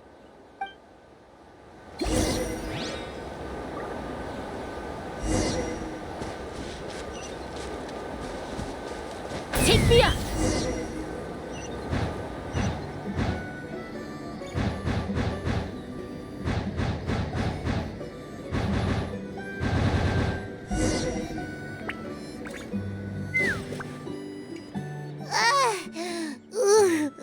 Haven't ever flown that fast before. She feels so ready to throw up. Aha. Just as I thought. It might look like a regular hot air balloon from the outside, but up close, it's clearly been heavily remodeled. And sure enough, it only descended below the cloud line because the custom-built machinery malfunctioned. I should be able to figure it out with T'Pol's notebook. Thankfully, I know a little DIY from fixing up my guns when they're having issues. That should just about do it. Now all it needs is a nice hard kick. Maybe that works on your guns, but, huh? We're really moving!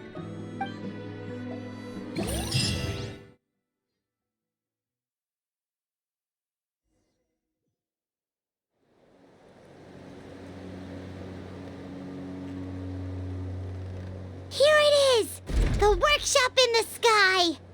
Oh, you gotta see it to believe it. Makes you wonder why T'Pol even bothers with phlogiston wings when he has tech like this. Well, according to the notebook, the platform beneath us runs on components from the Cinder City.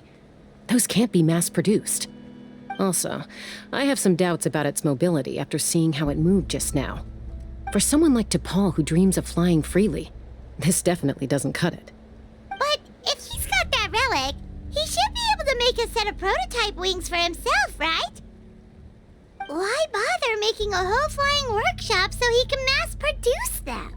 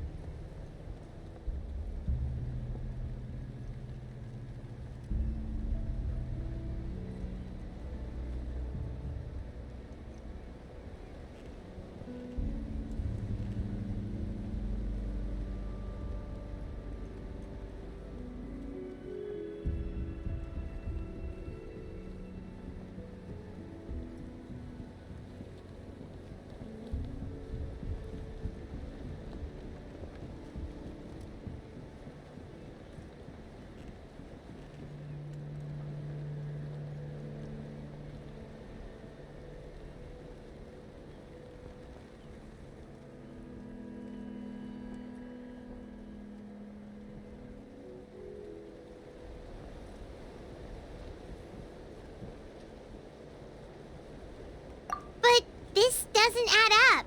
If he's already achieved the power of flight, then he must have bigger dreams we don't know about. But what? With any luck, we'll find the answers in his workshop.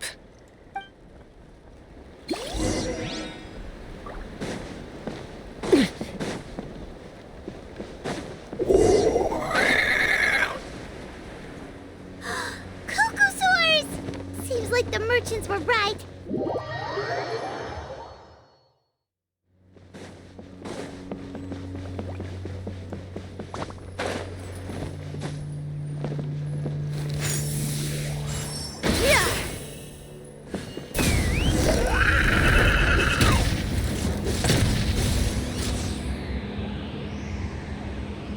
Open fire!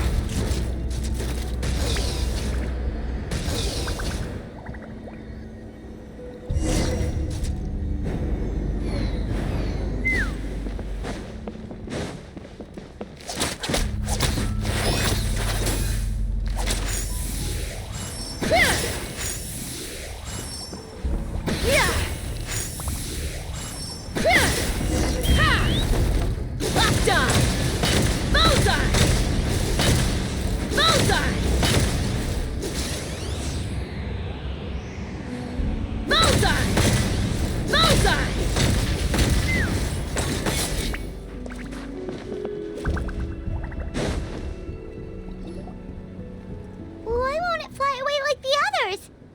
Is it... She's still breathing, but barely. By the looks of it, T'Pol was using these cages to extract phlogiston from the Cuckosaurs. Once a Cuckosaur is drained of phlogiston, it becomes too weak to move. We'll have to come back for these ones after dealing with T'Pol.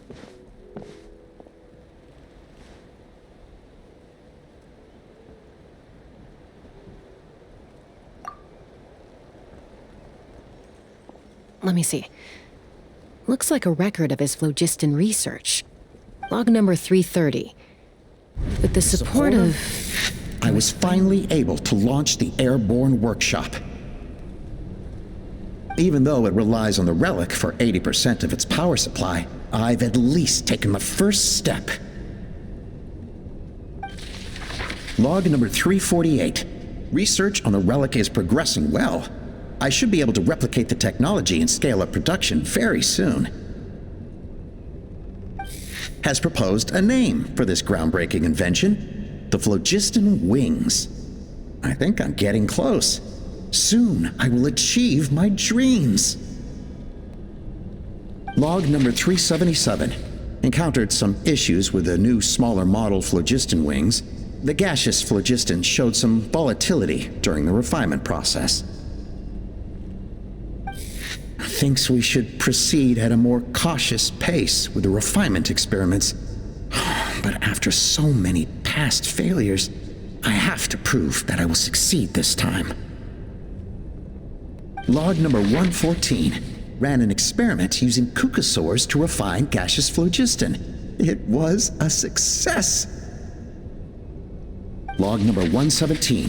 I've started recruiting merchants and hunters to capture wild cucosaurs. Log number 121. Major breakthrough in the efficiency of phlogiston yield. Huh? So many parts have been crossed out!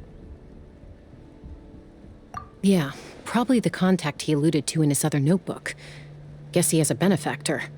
Did anyone else notice how the numbering system in this notebook suddenly changed halfway through? We haven't got time for textual analysis, I'm afraid. Grab the notebook and let's press on.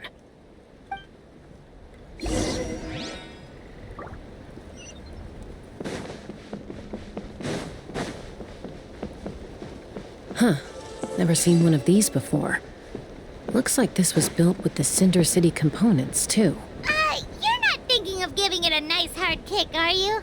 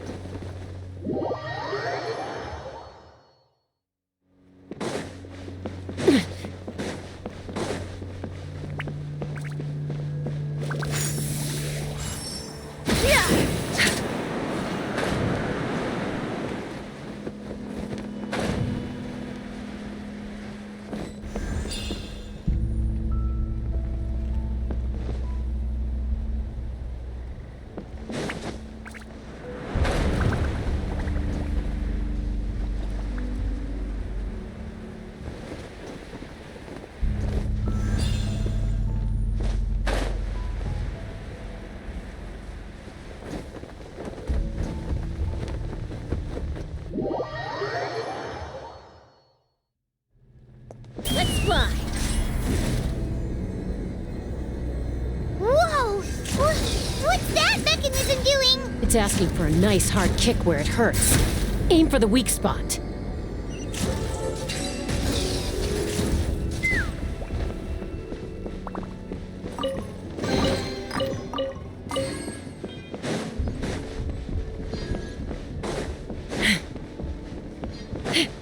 What are they doing here? It's T'Pol's henchman. He must have brought them here using the relic in his prototype wings. Watch out!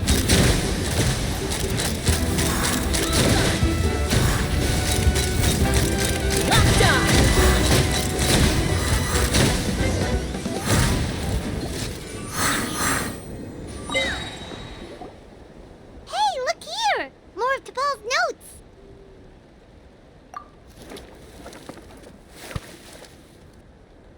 Log number 403.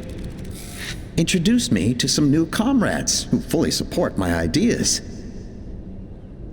I told them that some Saurians are blessed with wings, and some people with natural gifts, while the less fortunate among us can only look on longingly as they seize the skies. But I also told them that progress can erase individual differences.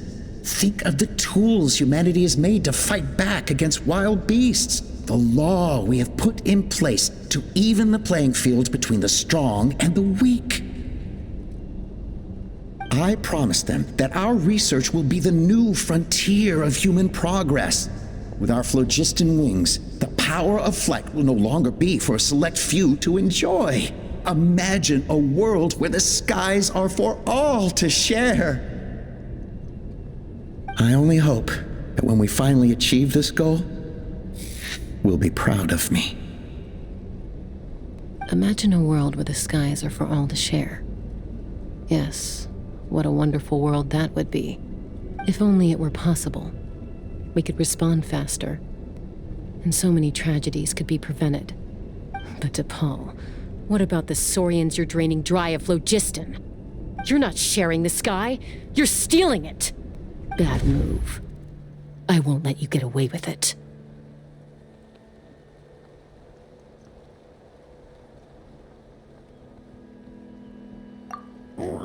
I'm fine. Let's keep moving. I don't think we'll find anything else here.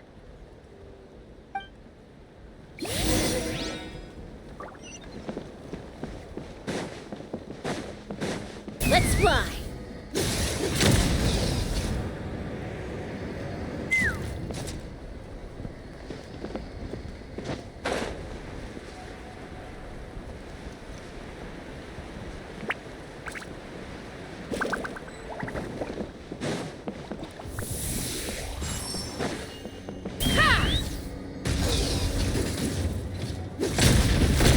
Coming in. Coming in.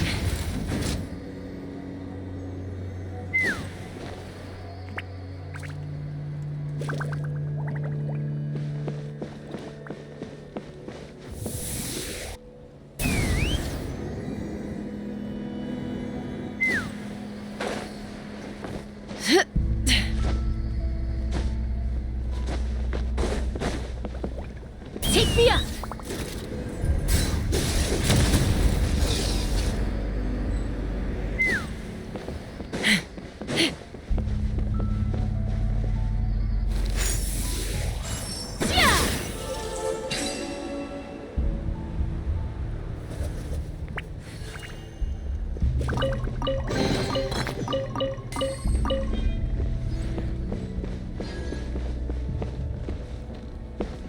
Let's fly.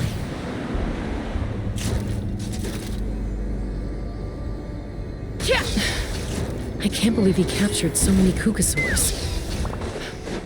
But right now, we have to focus on solving this problem at the source.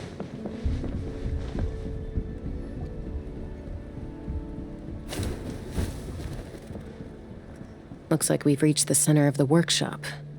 And still no sign of Koya's baby.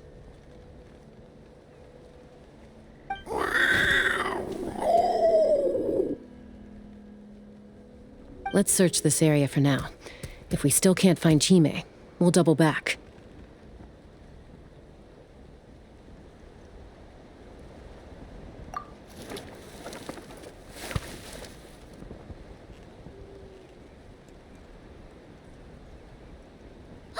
Chaska, Traveler, come quick! What is it? Did you find Chime? Not yet, but look! It's another one of T'Pol's notebooks! All right.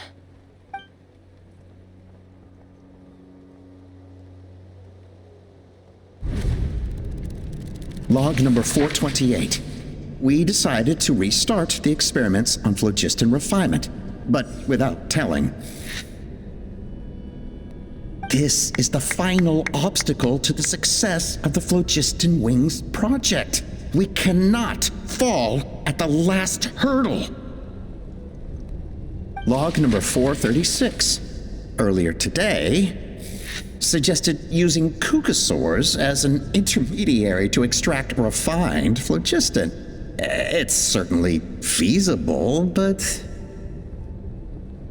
Anyway, as long as our secret experiment succeeds, I'm sure won't bring it up again. Log number 443. We will conduct the experiment tomorrow. But birthday is coming up, so hopefully we'll have a birthday surprise for her. Log number 444.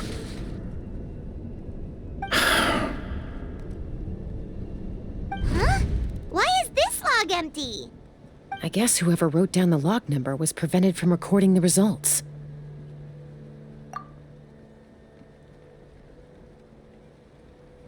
Log number 0.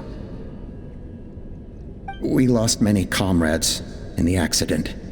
Among them are friends, lovers, and children. But we cannot stop now. We will keep their legacy alive and carry their dreams forward. As of today, we are scrapping the artificial refinement method. Instead, we will focus all our efforts on phlogiston extraction from live Kukasaurs. They are arrogant beasts, whose existence in the wild serves no one but themselves. Their true worth lies in their sacrifice for the sake of human progress. To facilitate our operations, we will gradually move the airborne workshop closer to the Flower Feather clan, even as we continue to expand it. All this we do to create a world where the skies are for all of humanity to share. All this we do to make T'Pol's dream a reality. Given the way this is written, not to mention the fact that the numbering has started over from 0, it kinda sounds like this is someone new. Does that mean that T'Pol's already... There's also a letter tucked in the end of the notebook. It's from Puma.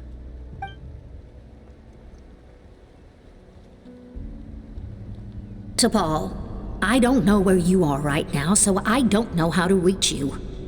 My best bet is to send this letter to the Flower Feather clan. Your father is gravely ill. Oh, I know we've had our differences in the past, but he is still your father. Won't you come and visit him? Please. I know you never liked him and cared even less for me. All you ever yearned for is the sky and your birth mother. But we'll still be waiting here for you if you do come back. This may be the last chance you'll get to see your father. So Puma's not T'Pol's real mom? Huh. Well, she did say he never called her mom, but I'm gonna assume she was just venting. We know that T'Pol's father passed away quite recently, and this letter looks recent. By contrast, the writing in this notebook is old and faded. It looks like the real reason T'Pol didn't attend his father's funeral is because he'd long since passed away himself. If we ask ourselves why this letter was sent to the Flower Feather clan, why T'Pol always yearned for the sky, and how he got his hands on a relic from the Cinder City, it all points to one answer. That's right. T'Pol was my child. He was born during my days as a wingless wanderer. His birth gave me new hope. I wanted to become the kind of mother who spent her days as a valiant rider, soaring the skies. Not an aimless, wingless nobody. But his father wanted to settle down, to give his child a safe, sheltered life in his tribe. We fought about it constantly, until the love we once had for each other was gone. He started a new family, with another traveler who was also looking to return home. And I went back to the Flower Feather clan, alone. Alba? I had no idea that despite being raised among the children of echoes, my child still harbored dreams of the skies. Can you imagine, Chaska? The joy and surprise I felt when he showed up at my door, asking to join the flying trials. Or how proud I was when he said he wanted to prove his own worth, rather than relying on my position as elder. And then the anguish that overcame me when he was rejected by the Cucusaurs and became wingless, just as I had after my injury. You've got a lot of nerve showing your face here. Don't take this the wrong way, Chaska. I'm not here for a fight. I just want to talk. Isn't that your preferred way to resolve things? I trust you've learned of T'Pol's wish on your way here. A world where the skies are for all of humanity to share. If only his dream can be realized, no one will ever have to lose their wings again. Our aerial prowess will be greater than ever before. War will never again come at such a great cost. The loss of Koichi is a tragedy that need never be repeated. So tell me, Chaska, do you really wish to see the phlogiston wings forever grounded and gathering dust? Nothing you've said excuses all the conflict you've caused. You mean the argument back at the tribe? It was a necessary measure. Sometimes this is the only way to accelerate the pace of progress.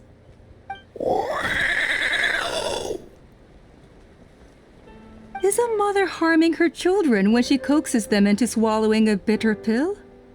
Of course not. It is a brief moment of suffering for the greater good, and the child would come to understand this in due course. The phlogiston wings are that bitter pill. We will never progress as a tribe if we cling to the scraps the Cucusaurs offer us. Once the people have embraced the phlogiston wings, they will never look back. Even if they learn how the refined phlogiston is sourced. They will convince themselves that the sacrifice of a few Cucusaurs is a small price to pay for our dominion over the skies. But this I had not anticipated. I barely had the chance to introduce the phlogiston wings to the tribe before you found this place. Your plan was hardly foolproof. Yet, it can still be salvaged. Chaska, Traveler, you are the hope of humanity. I'm sure you have your doubts about my methods, but know that my love for humanity and for Natlan is genuine. You know me, Chaska. And you know that I've always treated everyone in the Flower Feather clan as my own children, as fellow humans. Surely you can understand my perspective. Hey, quit the quips! This is serious! Alpa, Natlan doesn't belong to humans alone. And truthfully, neither do I.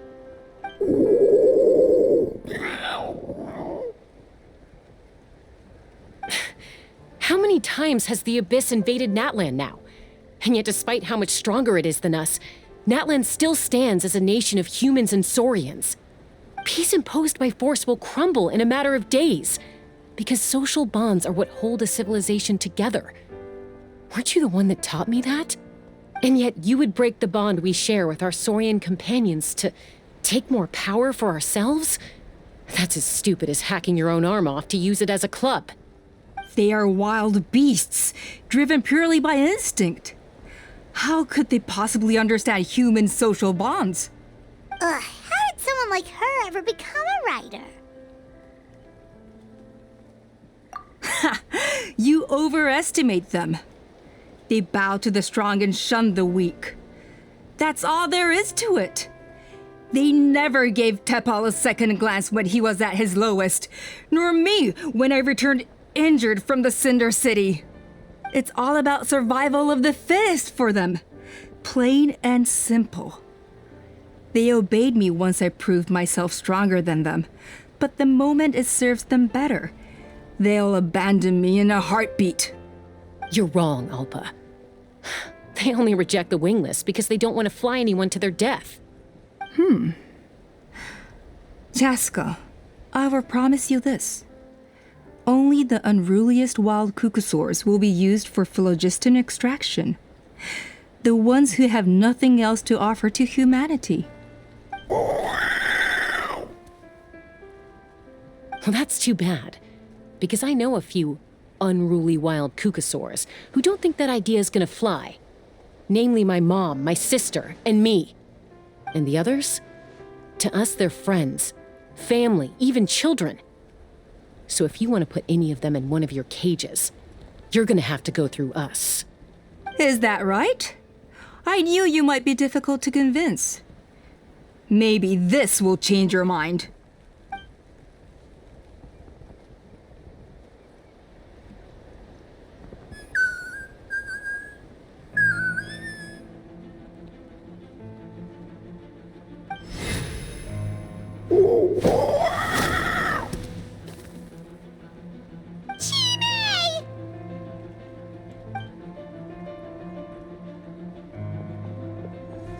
Alpa!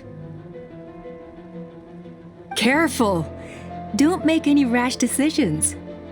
Unless you want to see her suffer. Oh no, that's one of the extraction cages! I told my subordinates to take control of the tribe while I was away. Luckily for them, Our strongest warrior and our most powerful ally aren't there to stop it. Take control? What are you planning to do with Mutota and its supporters? Merely accelerate their inevitable downfall. They cannot stand in the way of progress forever.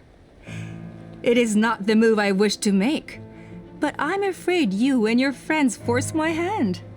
And since you insist on opposing me too, I have no choice but to keep you here until the dust has settled. So that's what you meant by I just want to talk. You never intended to negotiate. You just wanted to stall us. No, Chaska. I genuinely hoped I could win you over. You are the strongest warriors we have. Put down your weapons, and I promise you that no harm will come to this young Sarian. I just need you to stay here for the next couple of weeks or so, while my people consolidate their power. Then, I will give her back to you, and you'll be free to leave.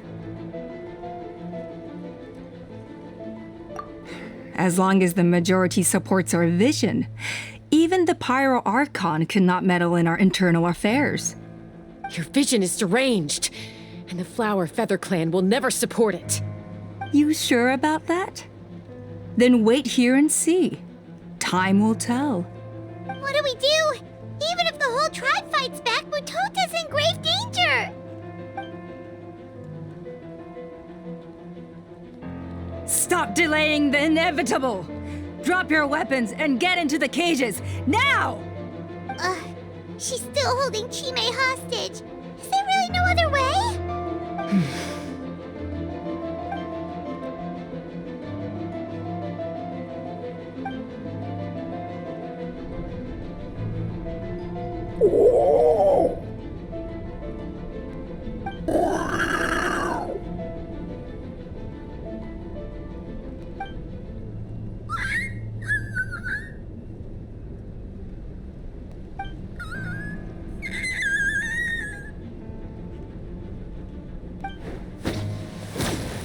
Koya? Huh? What are you yapping about? Stand down. Drop your weapons, now! This instant!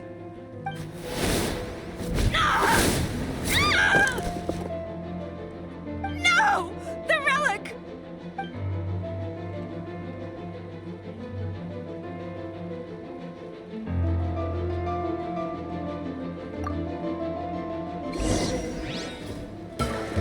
Fire in the hole! Take me up!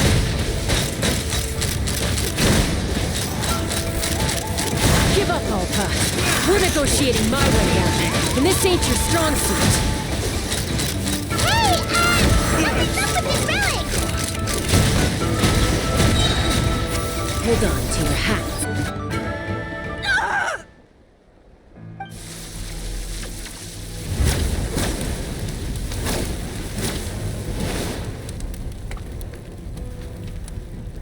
No! What is she doing? She'll bring us all down with her! But why? We stabilized the relic! Maybe it got damaged in the fight. If we don't think of something fast, this whole workshop is gonna fall apart. No. They're directly beneath us. My beloved tribe!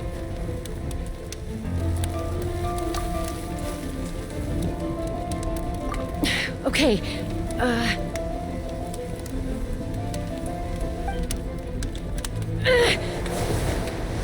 it's too powerful. This ain't a toy like last time. I don't think I can just throw it aside.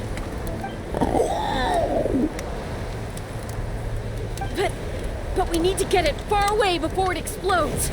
Then the tribe will be safe, and so will this workshop. Koya, remember when we were kids? Come on, let's take this thing high up into the sky.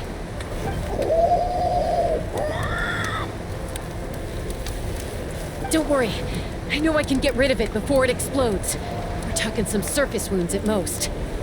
All I need is for you to catch me at the end, just like old times.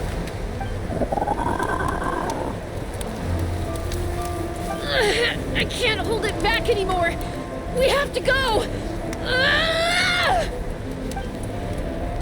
Don't be insane! Alpa! What are you... You're a fool, Chaska! Why would you choose such a risky solution? We cannot entrust the safety of our tribe to this wild Saurian!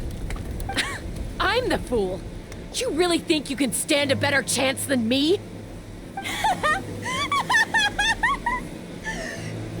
Sure, it may be asking too much for an ex-Wingless to escape the blast radius in time. But I can fly it a safe distance away, even if it's the last thing I do.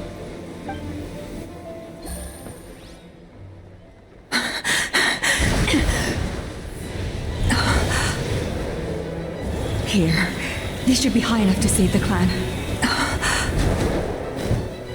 What? You don't get to die a hero today.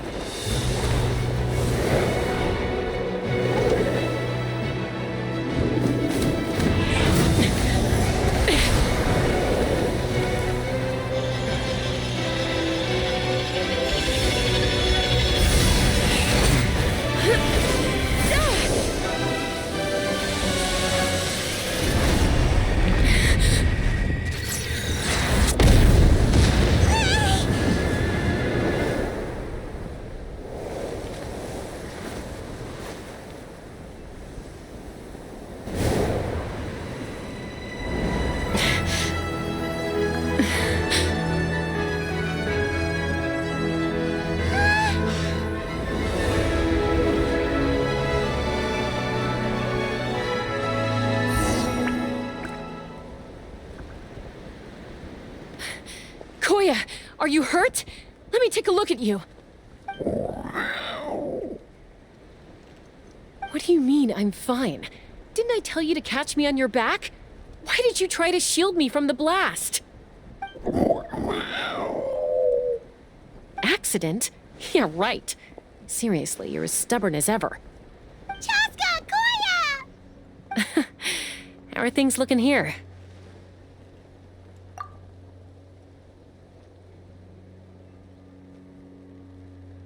I think that's putting it mildly.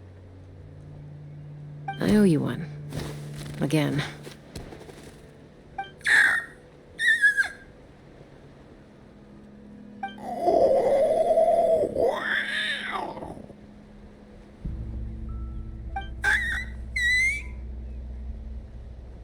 Oh, but be honest.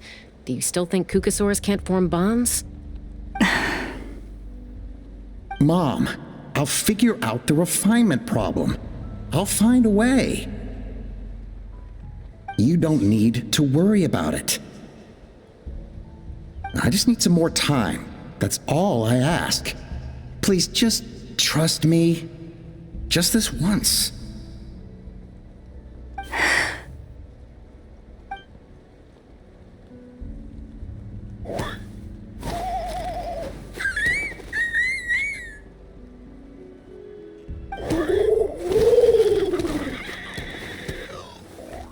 The Flower Feather Clan yield to the strong.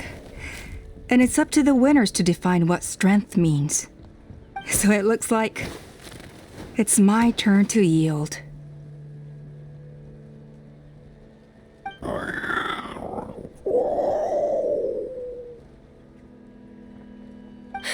Koya! Koya!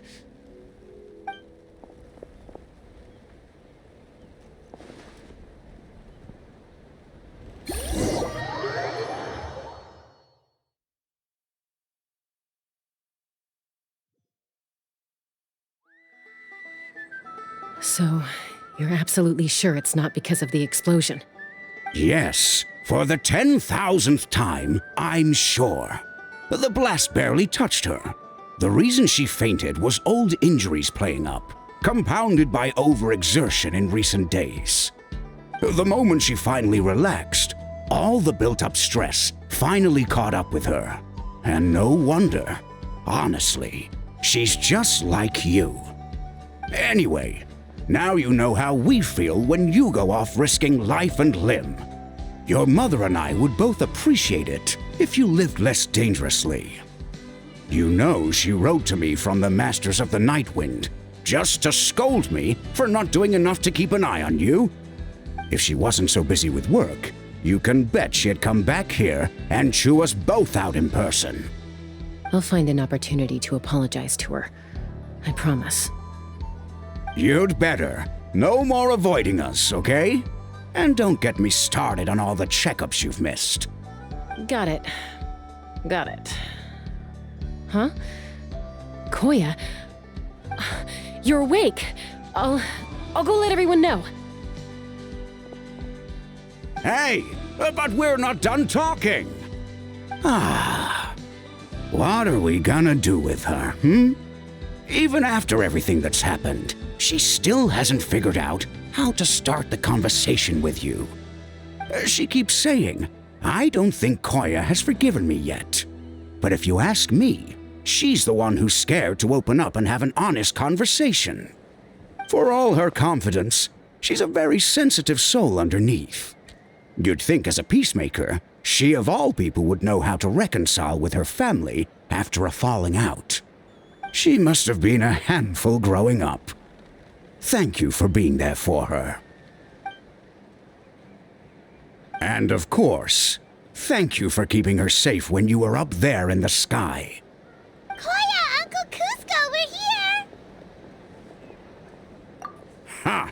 I was just telling her that she's not to go chasing danger with Chaska ever again. Cusco, I understand how you must feel. But it's all thanks to Koya and Chaska's efforts that the airborne workshop didn't come crashing down on our heads. Oh, Paimon almost forgot to ask. They didn't hurt you while we were gone, did they? Thankfully, when her co-conspirators tried to arrest me, I was out coaching Koya and Junan. The two of them were a huge help. They took care of things while I went around rallying the resistance. So, in the end, Alpa's would-be revolt didn't really get off the ground. And as it turns out, not all of the Wingless want to see our dear Saurian friends replaced with phlogiston-powered gizmos. I'm so sorry you got mixed up in this, by the way. We should have caught on to Alpa's scheme sooner. We could have saved so many Kukasaurs from getting hurt. Most of the airborne workshop has now been dismantled. We've just left one small, harmless part intact, and repurposed it as a jail for Alpa and her cronies. Let's see how they like being locked up in a sky prison. So, it looks like there's just one last conflict left to resolve. Peacemaker, you're up. I said I had to wait until things had blown over, didn't I? And now they have. But I still have no idea what to say. Koya, I just want to say, I'm sorry for how things went down back then.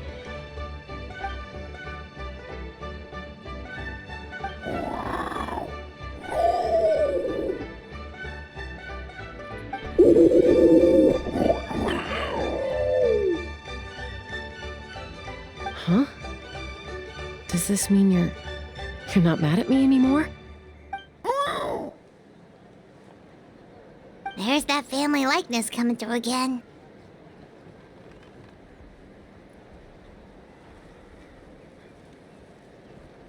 But that day, when we ran into each other.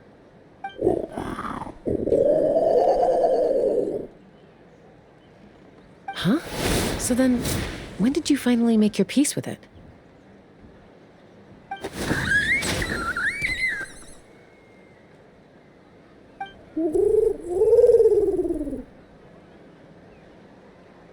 Oh, it's Chime and Chimpu. They're here too.